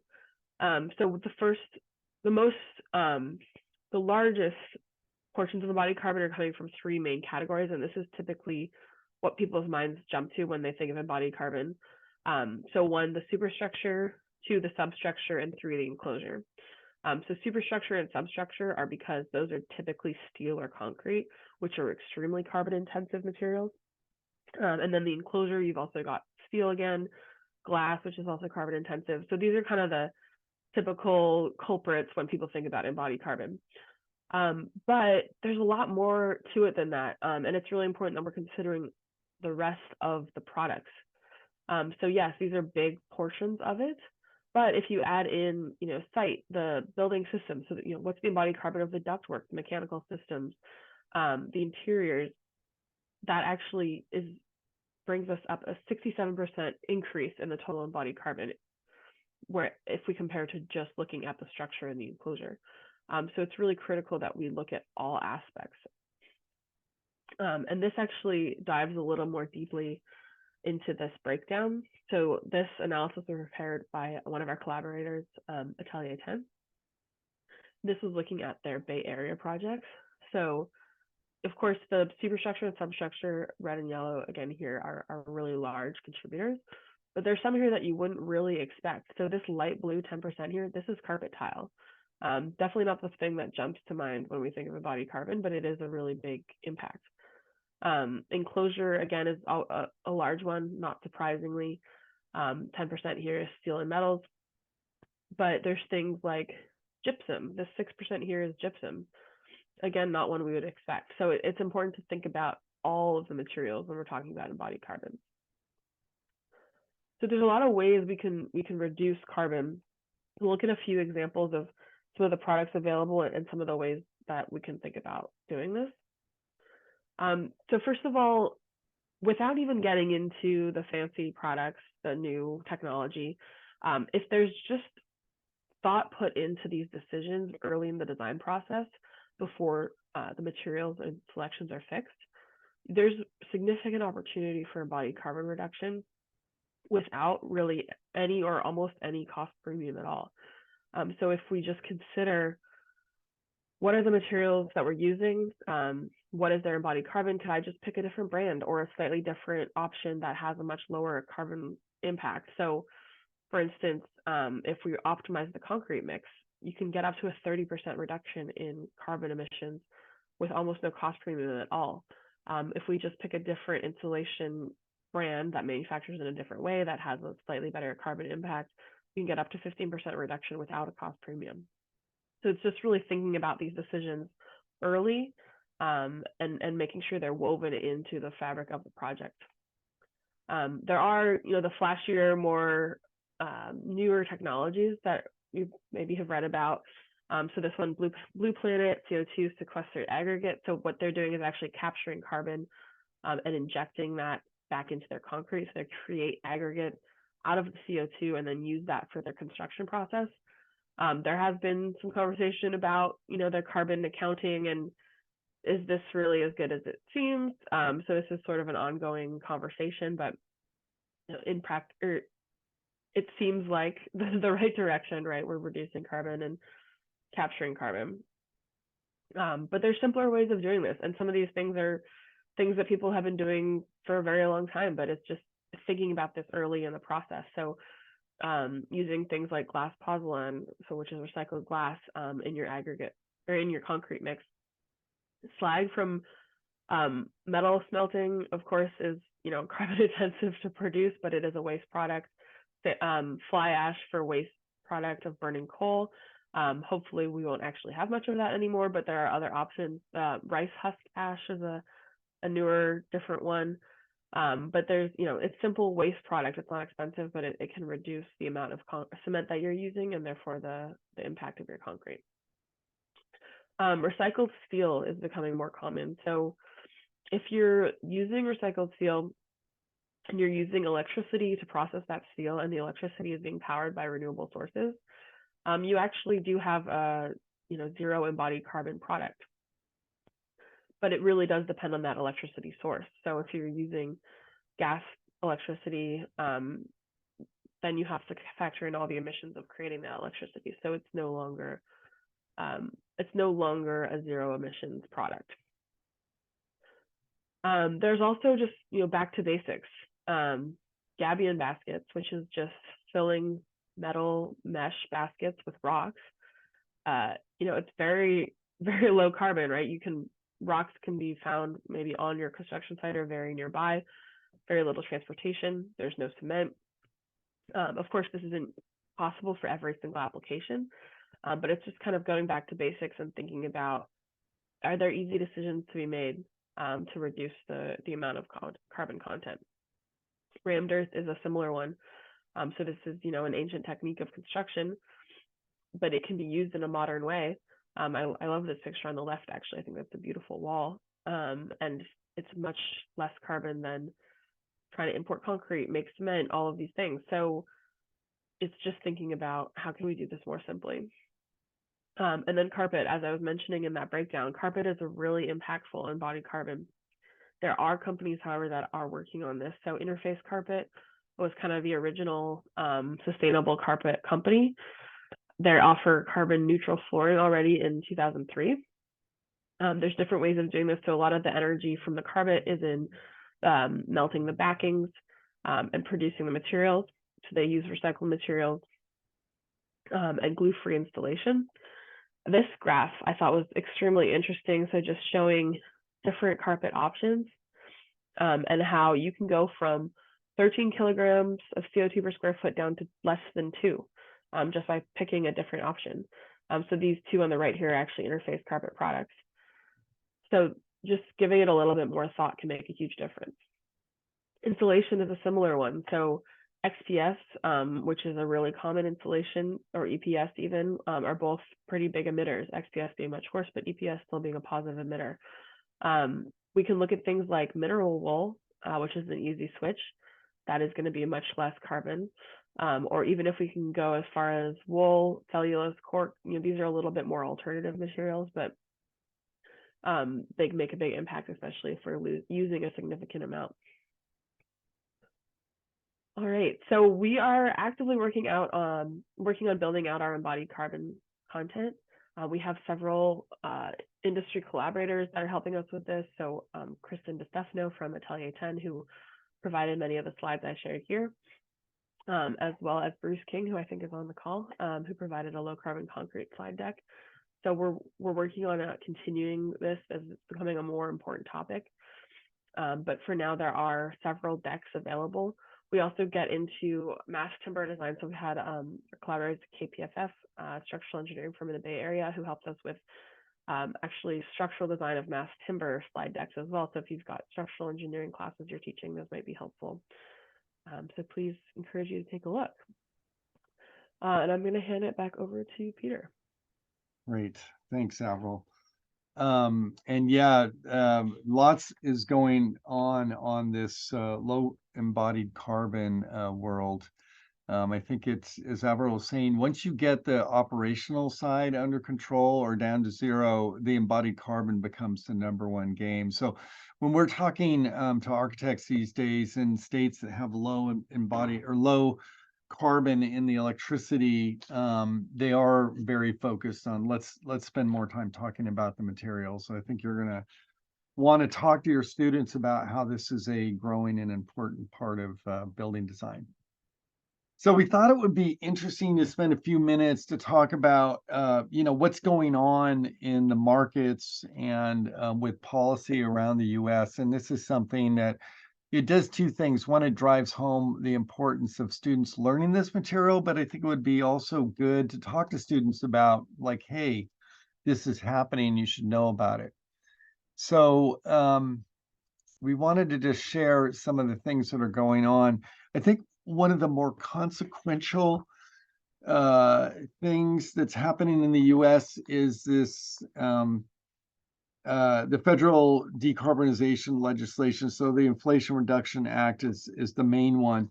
In that, there's $46 billion that's been allocated to buildings, and I think it's actually more could be available as things evolve. We'll have to see, but a big portion of that is focused on residential energy efficiency, which also includes heat pump systems, ground source heat pumps specifically. And so there's a lot of money available that's going to help transform the market. It doesn't necessarily, right now, it's slowly ramping up, but I think over the next couple of years, if this policy stays in place, we'll see it make quite a big difference. And also, there's this Defense Production Act that's available to help fund domestic heat pump manufacturing. So that's, really quite a big deal. In New York, there's a lot of things going on. There's the New York City Local Law 97 that a lot of people are talking about, which is buildings over 25,000 square feet have to meet energy efficiency and greenhouse gas emission limits. The first milestone is 2024, and the limits there are pretty easy to meet. But it's in 2030 that stricter limits are going to come into place. And a lot of building owners are starting to figure out how we're going to deal with that. And so there's a lot of studies going on and a lot of effort to improve efficiency and lower emissions of buildings. So that's, I think, one of the more consequential things in the US. And that's dealing with existing buildings, not just new construction, right? So I think that's where we're going to see a lot of activity over the coming years, is how do we decarbonize the existing buildings. New York City as a whole has a goal of a 20% or 80% reduction in greenhouse gas emissions by 2050. So, and then also zero emission, the state has a zero emission electricity by 2040. So that's also quite a big deal. In California, there's a new bill that was passed to deal with embodied carbon in new construction. And that's going to be, I think, of larger buildings. I think that's going to be a big deal. Another thing that occurred in California is the SB 100 that was passed in 2018 that puts together a roadmap that by 2045, all of the electricity needs to be carbon free. And we're already at 60%. So you can see how electricity, especially with this kind of legislation, and there's a growing number of states that are doing this, will naturally put us in this place where electricity is the clean fuel of choice. And in states that don't have legislation like this, it's interesting because over the last few years, 70 to 80% of all the new electricity that was added to the grid in the US was renewable energy, either primarily wind and solar. And the reason is that wind and solar are now cheaper than and more competitive than building natural gas power plants or coal power plants. So those things are being slowly but surely retired, and renewable energy is starting to take its place. And so I think that even in states that don't have this kind of legislation, electricity is going to become that clean source of energy. There's a lot of cities that have all electric reach codes now in California, and things are evolving there. What was interesting that there was there's this idea of natural gas bans in new construction, and a lot of cities have now adopted that. It's not a statewide thing, but it was interesting because PG&E, the electric company from Northern California, it's an investor-owned electric company, did actually come out in favor of building electrification. They do provide electricity and gas, one company, and I think their perspective is that they'll sell energy whatever form you want, but it's a little bit easier if people are by and large getting all their energy from one source. So they're starting to see what the future looks like and feeling very comfortable with that. In the Northwest, there's a variety of gas bans for new construction that are coming into play. And there's a variety that are also in development, and mandatory for city buildings is another thing that people are doing. But at the same time, there are prohibitions on natural gas bans that have been passed. So there's states that are seeing what is going on in California, Washington, and saying, well, we don't want a city to be able to say you can't use natural gas. And so a variety of states have said, oh, you can't ban natural gas. Okay. That's happening, but it's not going to prevent building owners from saying we want to have an electric building because it's better, it's more efficient. Things like electric cooking they're not only more efficient, but they provide better service. And so we're going to see electrification and energy efficiency, which makes financial sense, and renewable energy, again, because it's making financial sense, come in even in the states where they have done the natural gas banning or prohibition on natural gas bans. So it's interesting. The state with the highest level of electric cooking already is Florida, where 92% of the stoves are already electric. Now, that's primarily the electric resistance cooking. And so as we move from electric resistance to electric induction, which is significantly better, we'll see people embrace electric cooking even more. So in Florida is one of the states where they have a prohibition on gas bans, but they're already very much there. The Southeast in general is much higher percentage of electric heating. Some's electric resistance because it's warmer climates, but there's also heat pumps already being used and have been used for several years in residential in the Southeast. So you can have a heat pump that does both heating and cooling in one piece of equipment. In Texas, it's interesting because Texas does generate more electricity from solar and wind than any other state, 15% of the US total, and growing. So renewable energy is right now in Texas 24% of the total electricity generated. So that's growing. So it's a very interesting state to watch. In 2022, Houston did put together a policy to decarbonize all the city-owned buildings by 2050.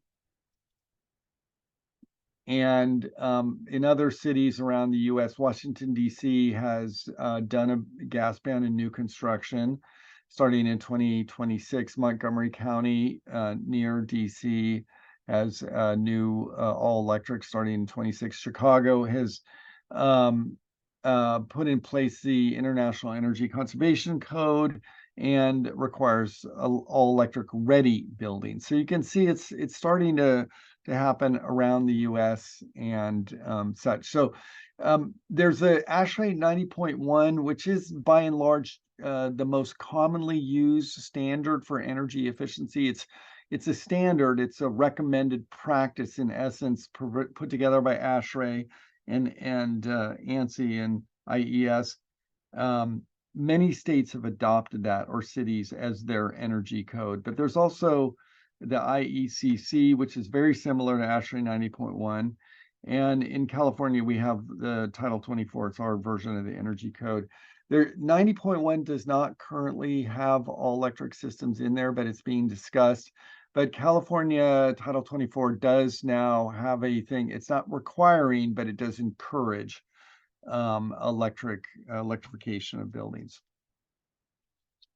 Another thing that's going on is the market for heat pumps is growing very rapidly, and there's a wide variety of market prediction things going or studies that are available. Generally, they look very much like this, that the market for heat pumps is going to grow very rapidly in the US and globally. Another thing that's driving um, the heat pump market and the advancement in technology is what's going on in Europe, where they've had to very rapidly shift away from using Russian natural gas and they now understand clearly that they were vulnerable in that area. And so heat pumps are surging in Europe, even more so than the US. And in Asia, heat pumps are widely used and are growing. So global markets for heat pumps and the innovation are only increasing, getting better. There is overall an industry push towards decarbonization. AIA and ASHRAE and a couple other organizations, BOMA, sponsored a building decarbonization conference last October, so just a couple months ago.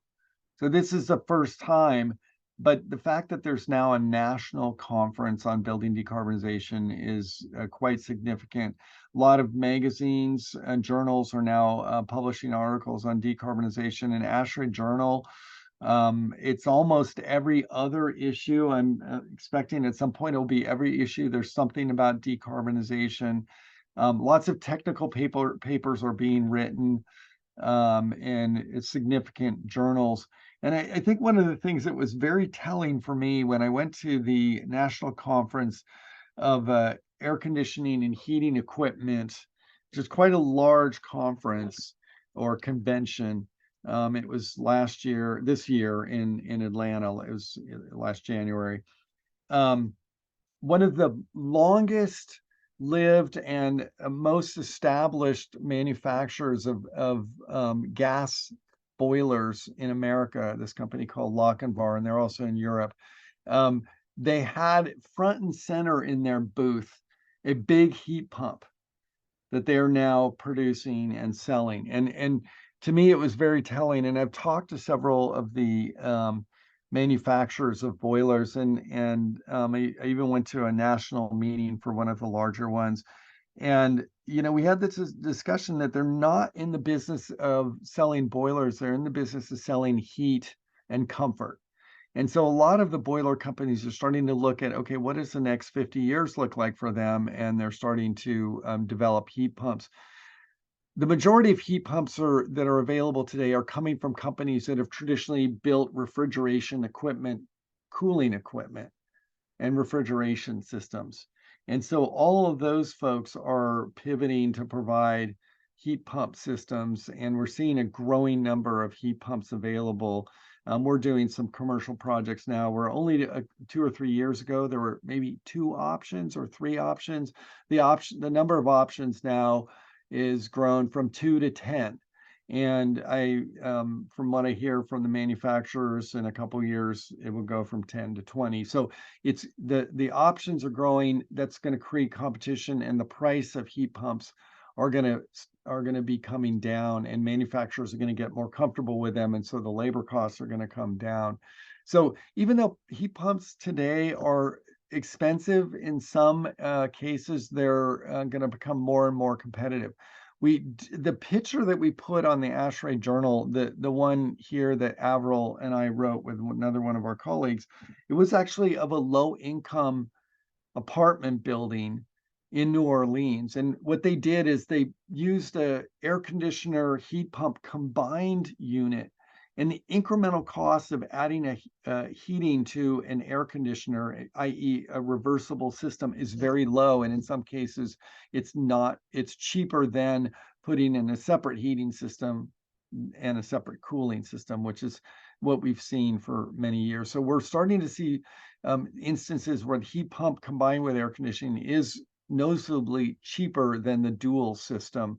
And so we're going to start seeing that more and more. In the commercial sector, the variable refrigerant flow system that Avril mentioned is one that developers are starting to now choose because they're cheaper than the dual system that they've been putting in medium-sized office buildings over the last few decades.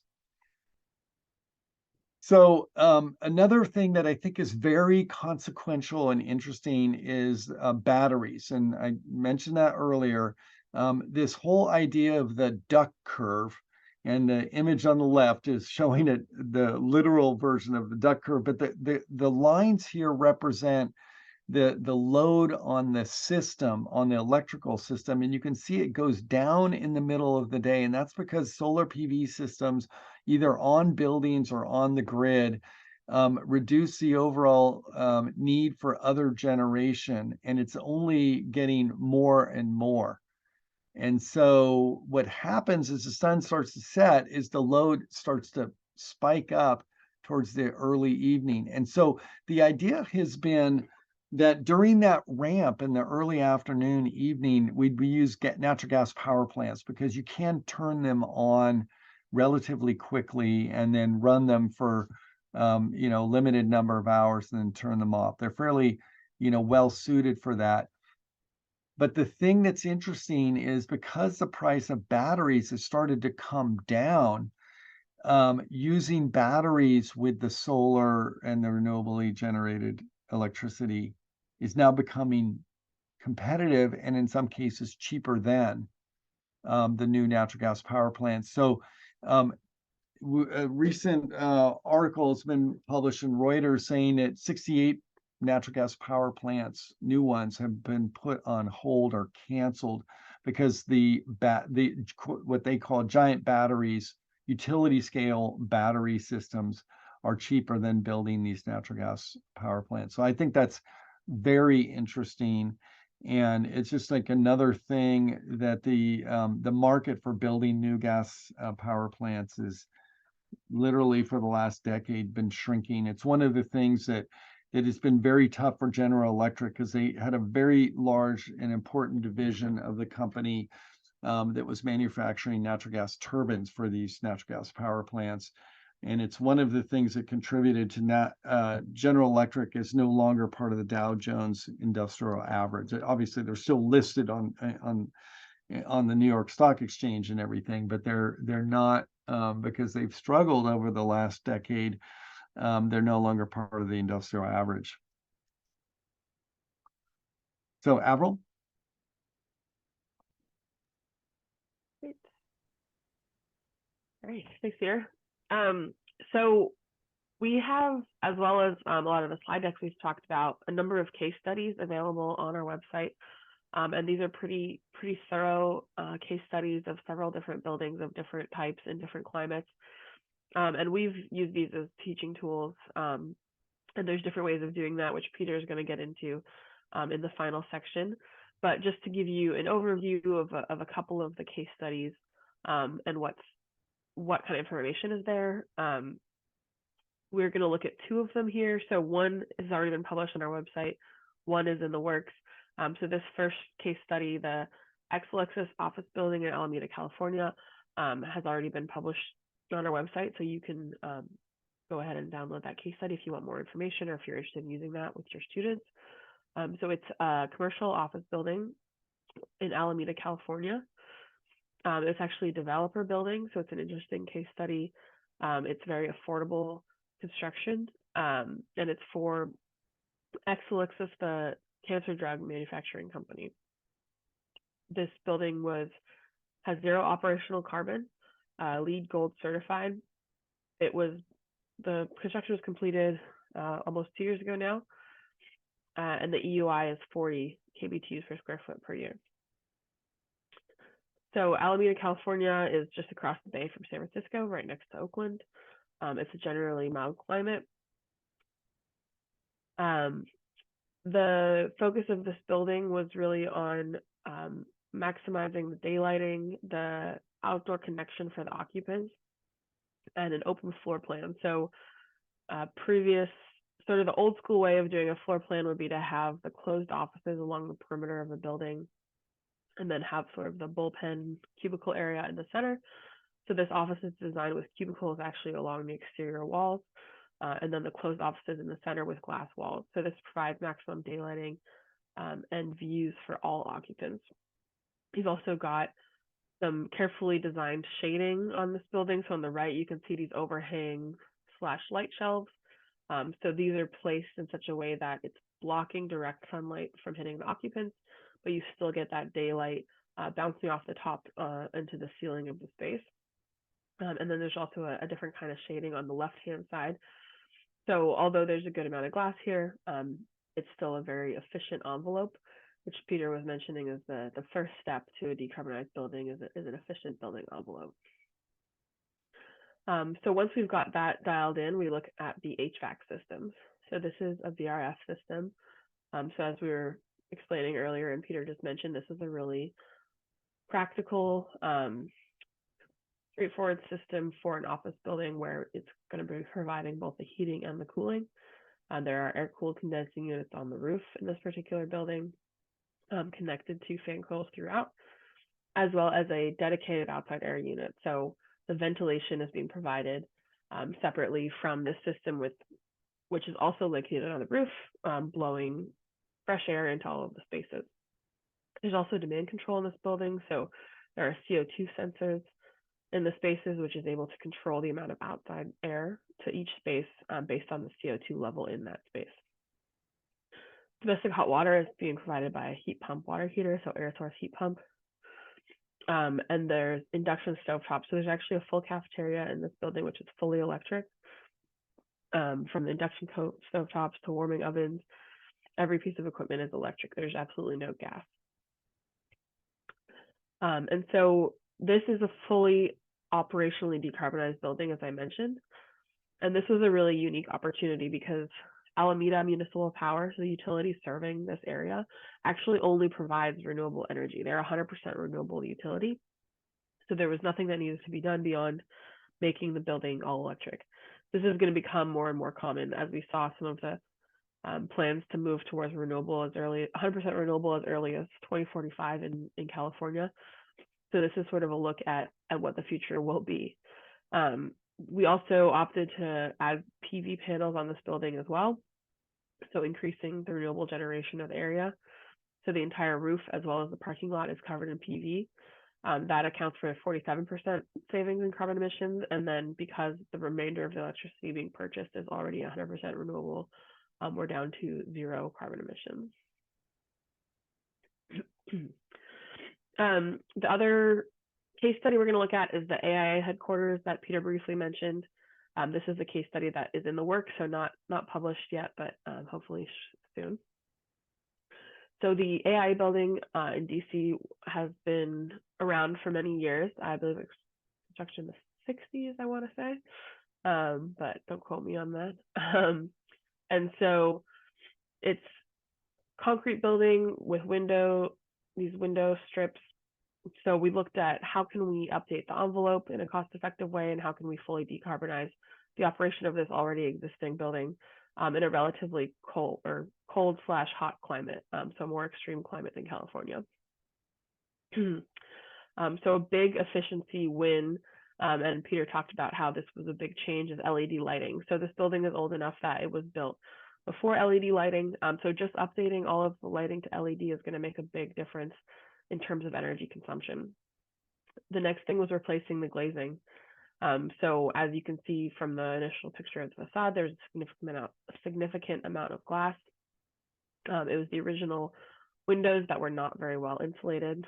So replacing with more high performance glazing is not only going to be an energy reduction, but it's also going to be a thermal comfort improvement for the occupants.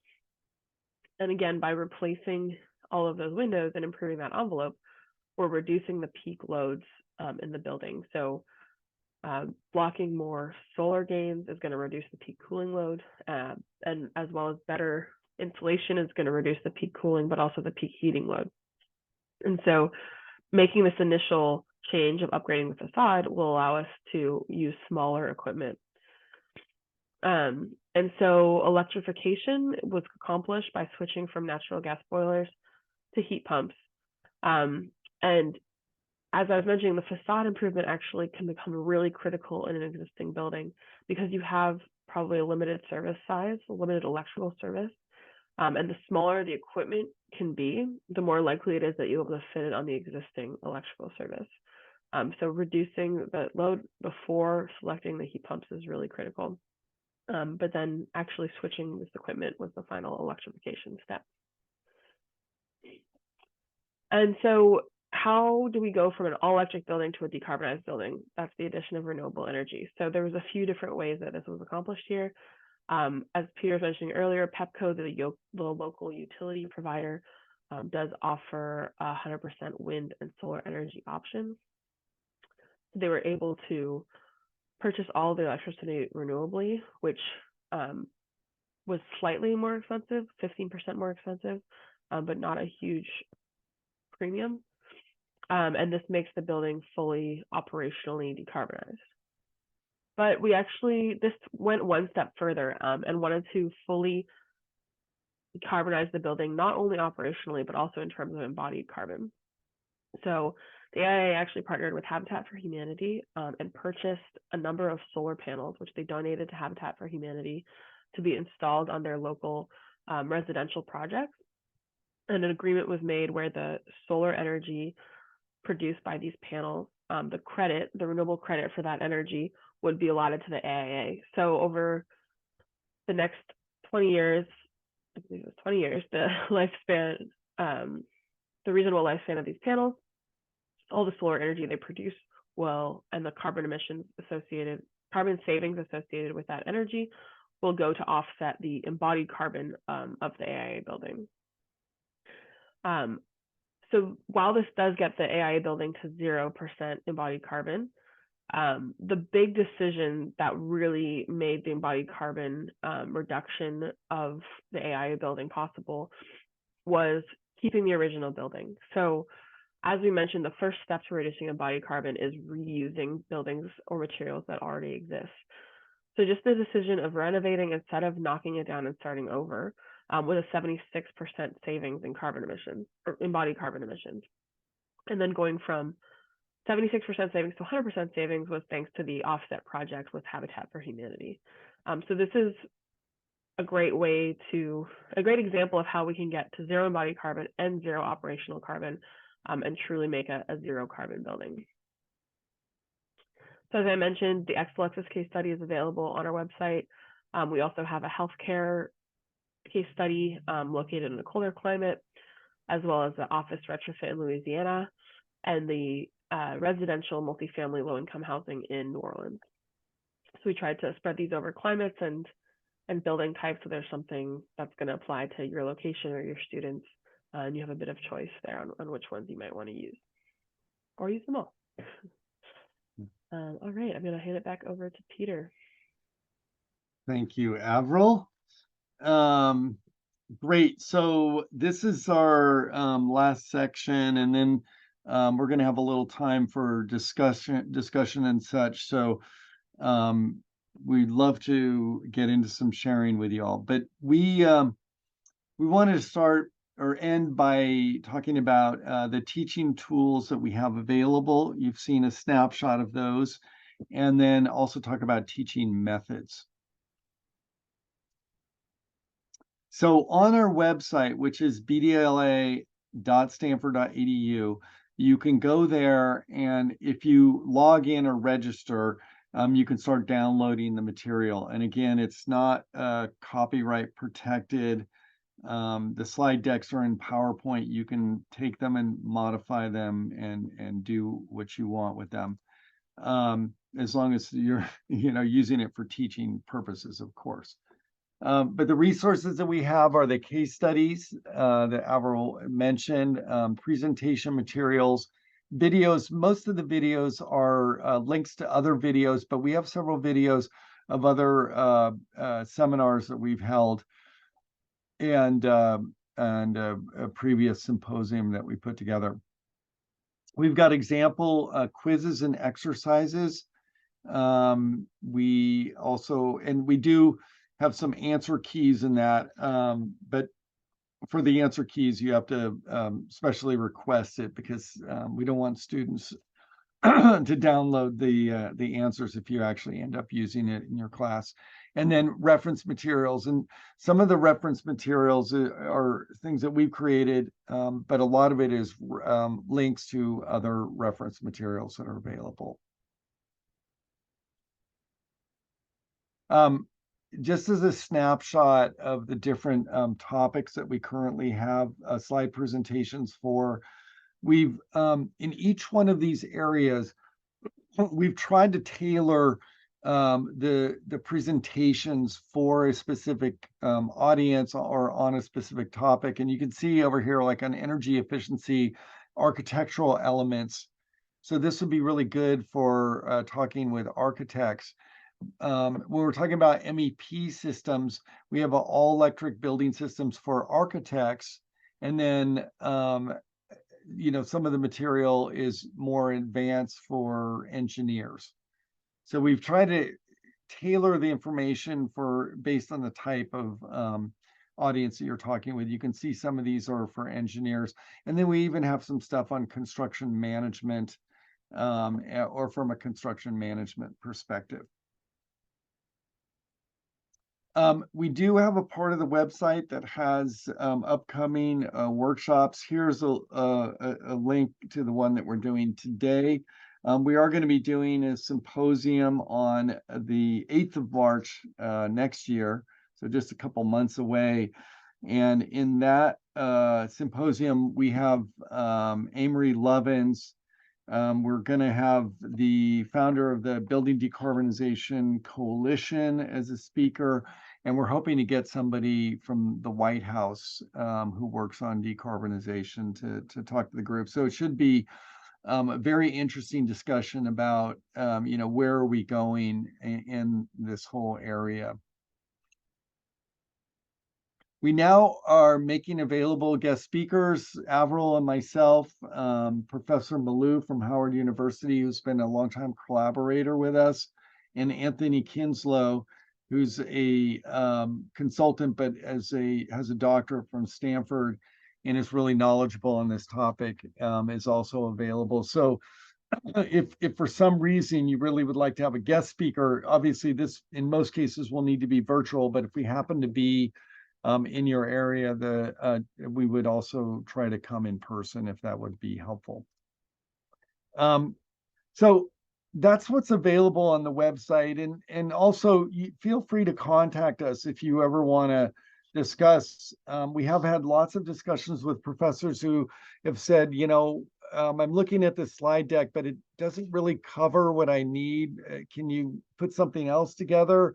Or, I'm not quite sure what you're trying to say here. How can I use this in this class? So we do give one-on-one, and all of this is free of charge so that we can help you guys be successful.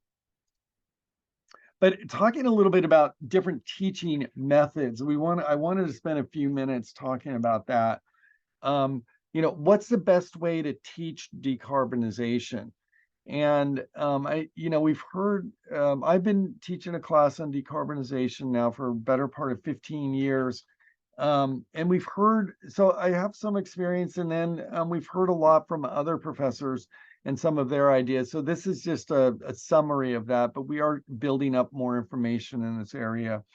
But a project-based approach is one that I like, and I think a wide number of professors are also using. And that's where there's a design that the students need to come up with, be it residential or commercial, and that design has to be follow the concepts of decarbonization. Most students that we're interacting with, be they architects or engineers, are going to need to be good at doing design based coming up with solutions for design challenges. They're going to need to be good at collaboration, and we need to give them a chance to start applying some of the concepts that we're teaching them. So I think that it's learn and then do method. So we're seeing that is a fairly effective way to teach these concepts. And new construction, design-based new construction project, the way that I do it is that I work with the students to come up with the preliminary ideas around a building that they're working on together. What's the architecture going to be? What's the lighting going to be? What's the HVAC going to be? And work with them. And most of the students I work with come from a variety of different backgrounds. They're not all one or the other. Um, and so some of them need a little bit of coaching and background information. So we provide that in the first half, and this is a quarter-based system, so it could be longer, but the first half of the class is just coming up with a building and its general concept. And then the second half of the class, what we do is we have them dig into carbon calculations or the renewable and battery calculations, or start to look into the embodied carbon and how to reduce the embodied carbon, and even get into financial calculations and the just decarbonization, some of the things about thinking of the community and how the building would interact with the community. So very interesting way, and I think the students really get a lot out of that. One of the things that we do in that project, and I think makes sense in design-based class, is creating an energy budget. And one way we do that is we have the students look at first on the right, how much energy does a building in your climate use? And there's a variety of different databases that are available. I think the best one is this one from Lawrence Berkeley Labs. And you can say, all right, well, if it's a building of this size in this climate, the typical energy consumption is this. In this case, I think it says 50, and that would be EUI, kVGs per square foot per year. And so they understand what a typical is, and they're applying energy efficiency, and they're able to say, either through estimation or actually creating an energy model, and that would be the class where you have more time. They can say, all right, well, our building is better than that by this amount. And then on the left is the PV watts calculator, that if let's say we're doing solar on the roof of the building, you can say, all right, well, how much solar can be produced on the roof of this building? And what I do, which I think is kind of fun, it's not necessarily how we would do it, in the private sector, but we say to them, okay, well, let's do a net zero energy building. So your energy budget is in essence how much energy you can generate on the roof over a year. And so that helps them get focused. So like, okay, a typical building is 50, but we're only able to generate 35 on the roof. And so it gets them focused. Okay, we have to get a 30% reduction in our overall energy consumption. How are we going to do that? So I think I think the idea of creating a budget of one form or another is really valuable. We've also done project-based retrofit. One of the classes in this assignment is available on the website, is taking the AIA building and saying that's an existing building. How will we decarbonize an existing building? And so we have an assignment description, and this is qualitative in nature. It's a shorter class, and so we don't have them actually do an energy model, but they have to say, all right, based on what the building currently uses, how will we take each component of the building and improve the energy efficiency, and then electrify the building, and what would be the strategies to connect that building to renewable energy? And this is a bigger building, so obviously solar on the roof could only cover a small part of the energy use, so they have to dig into how would you purchase renewable energy off the grid. And so, you could take this building and say it's in DC, and they have to figure that out, or you could just take this building and say it's in our location, which is North Carolina or Utah or wherever you are, and say, what if we had to retrofit this building and it was in our city or our climate? I think both of the project-based things can benefit from doing an energy model, but again, that takes more time and a little bit more experience to be able to do that. Another concept that's widely used, not just in teaching about buildings or decarbonization, is the flipped classroom. And I'm sure many of you know about that already, but the flipped classroom is very effective on decarbonization, because I think some of the concepts are are tough, and the students need a chance to discuss them with the professor in the classroom.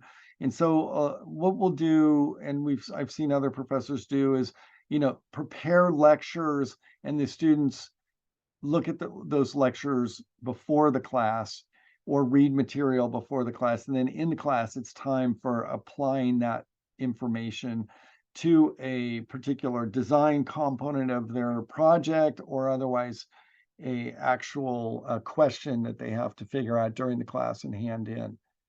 So I think the flipped classroom is a good technique in general, but I think it really does lend itself well to building decarbonization and building design in general. Another technique that we've heard of, and I think it's very interesting, is this whole idea of gamification. And gamification is something that, students these days can relate to. Is like, how do we make a game out of it, like a computer game? And there's been some work at MIT by a professor there named Christoph Reinhardt and some of his colleagues, and they've even written it up in some articles, and you can see the title here. And the idea is that they have the students take a building, and they're using different software tools, simple ones, and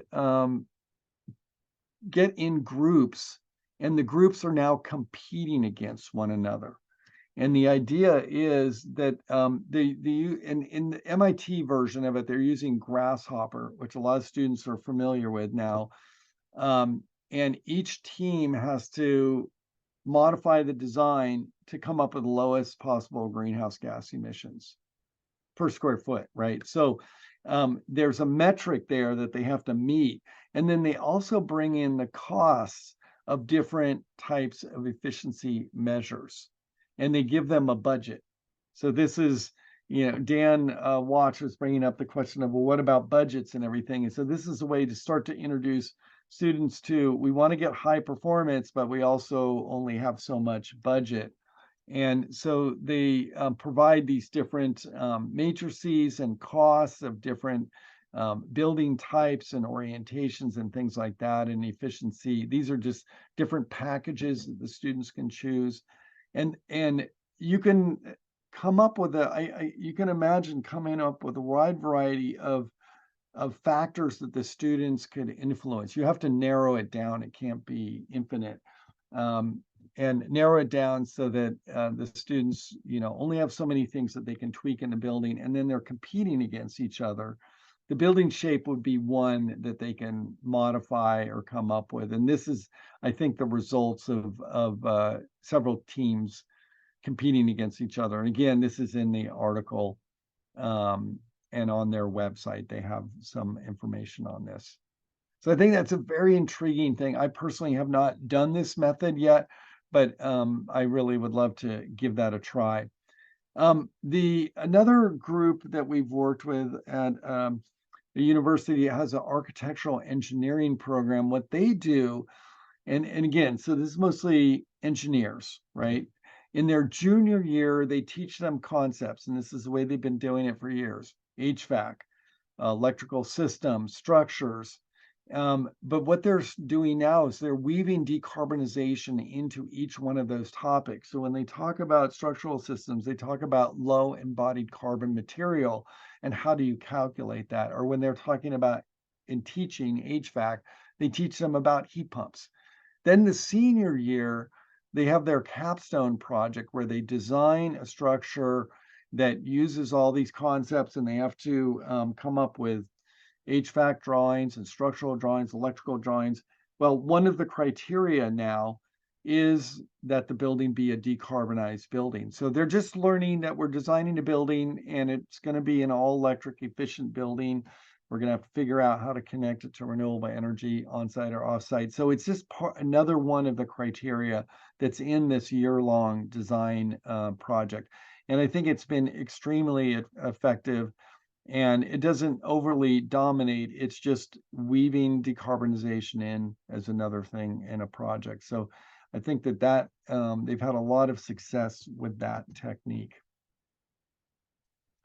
So that's the end of that. Now, and that's the end of our presentation. Before we get into discussion, I really look forward to this. Please get your questions ready. We did want to ask you two questions, and if you could type the answer into the chat, that would be super helpful. One is, if you are already familiar with our website and have looked at the material, or based on our explanation of the material that's available, what additional material would you like to see available on the website? And it could be like, I really want this particular topic covered, or it could be, I want more of a different type. I'd like to see more videos, or I'd like to see more, case studies or whatever. If you could just type that helps us, because we're constantly trying to, prioritize what do we do next, and so that we can make this material useful for you guys.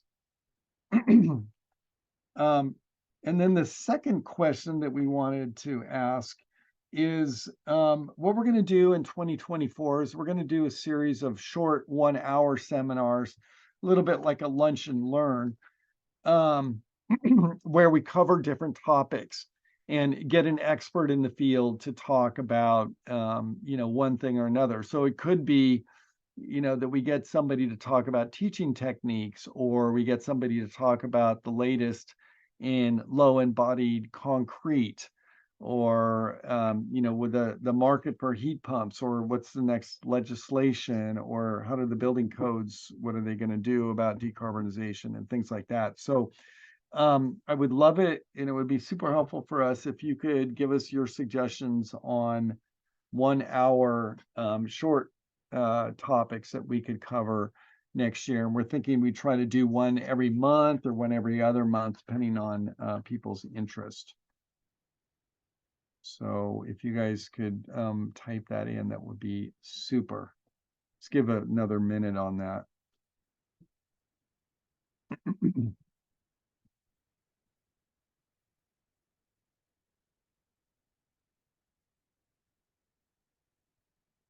Okay.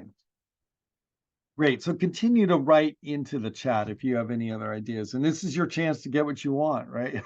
So please.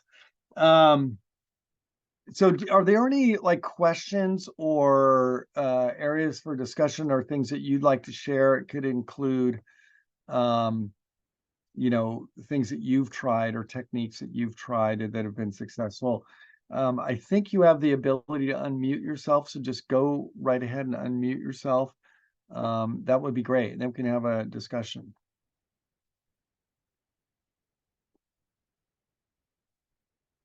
Anybody?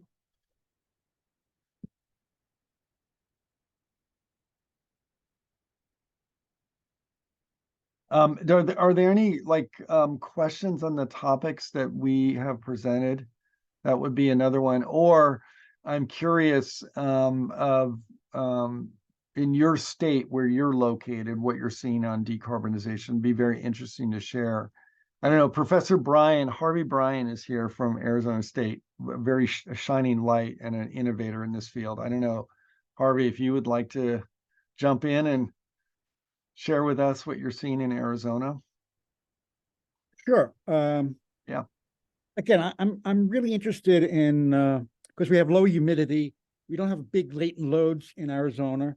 What about splitting latent and sensible loads up, dealing with them with different technologies, i.e., direct radiant panels for sensible loads, and maybe more conventional system for latent loads, which in my climate, it's much smaller.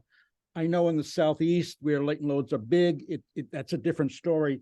But I think in a lot of climates, especially hotter, arid climates, by splitting that, we can do things with radiant systems and get rid of a lot of the air systems we have now, which I tend to think are not that efficient. And I disagree with you about VAV. I think VAV has been a disaster, especially from indoor air quality standpoint. And I think we need to go with the splitting of the sensible and latent, and using the going after sensible with dedicated outdoor air systems.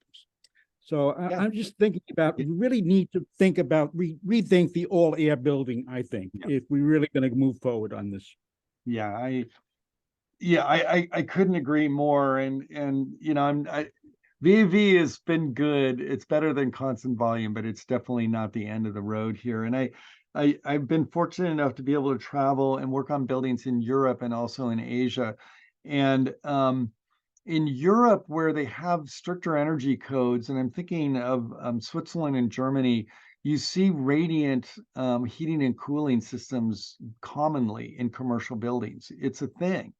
And in residential, pumping instead of blowing is the way that they do it. And it turns out, and it's not very hard to figure it out, but that pumping is somewhere in the neighborhood of 7 times more energy efficient than blowing if you're just moving heat and cooling around a building. In Asia, I've worked with a company called Infosys, which is a tech company. They have 30 million square feet of office buildings, and they have done moved over to radiant. They have a very big push to have the lowest energy buildings, and they've overall their portfolio of 30 million square feet, they've cut their energy use in half. It's phenomenal. And they've done that in part with moving to radiant systems, and as what you're suggesting, decoupling heating and cooling from ventilation. And we can do, if we separate them, we do each of them better.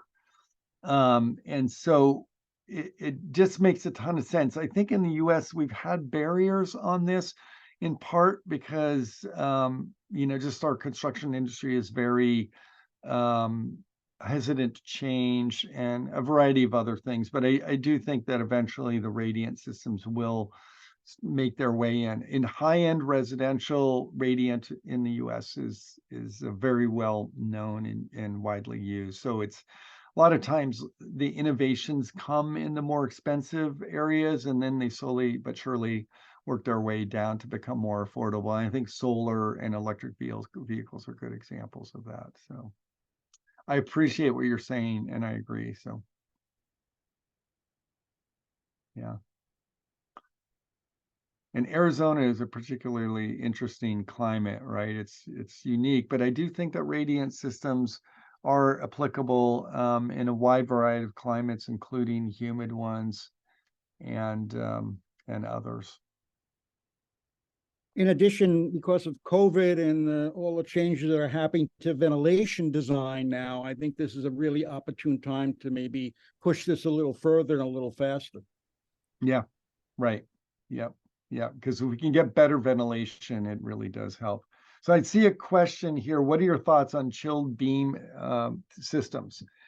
And chilled beams are interesting. They do, for part of the system, separate ventilation from heating and cooling. And chilled beam, I've done several projects with chilled beams and an early adopter of chilled beam systems. Chilled beams are very energy efficient, and that's because we move the heating and cooling in water to the chilled beam. And then most people are using the active chilled beam, where then the ventilation air is blown on the chilled beam. And and to get the heating and cooling into the room. So very efficient way of doing heating and cooling, and it's also very, just like radiant, it doesn't take as much interstitial space. And we do see chilled beams more widely used in Europe. In the US, chilled beams have become a norm in research labs, where it's very useful to separate the ventilation from heating and cooling. So we've seen wide adoption there. In commercial buildings, it's a little like radiant. Because of the additional piping, a lot of contractors are hesitant because they see piping as more expensive than ductwork. I don't really get why they see it that way, and I've talked to a lot of contractors about this, and they can never really explain it. So I think that what's going to happen with radiant and chill beams is they'll start to become more affordable, but also we'll start to see more and more of them as energy codes and energy practices move more and more towards energy efficiency, because at the end of the day, we're going to hit a wall with an all air-based system as far as energy efficiency. And if we want to go any further, we have to start moving to water-based systems. And those water-based systems actually work very well with heat pumps. So I think as efficiency goals increase, the radiant systems and chill beams will also increase. And this is what we're seeing in Europe. So good question. Thank you for that. Okay. So Dan Watch asks, discuss radiant solutions, include hydro, geo, and nuclear with solar and wind as part of renewables. This should double your numbers, which makes a much stronger message. So yeah, so what he's saying, I just discussed radiant, but moving into the hydro, geothermal, and nuclear with solar, what he's saying is zero carbon forms of electricity. So wind and solar are getting a lot of attention right now, but hydroelectric generated electricity, geothermal electric systems, and nuclear systems are zero carbon. So for example, in California, the zero carbon electricity standard that I mentioned by 2045, it's just has to be zero carbon. It doesn't have to be solar. It doesn't have to be wind. It can be any of those, whatever the appropriate mix is. And I think that ultimately, that's how we're going to have to look at it in the US. It's going to be a mix of zero carbon forms of electricity. And as you're saying, that will, double the numbers and make the case stronger and easier to get to zero carbon. So that is the goal. Yeah. Thank you, Dan. I appreciate that.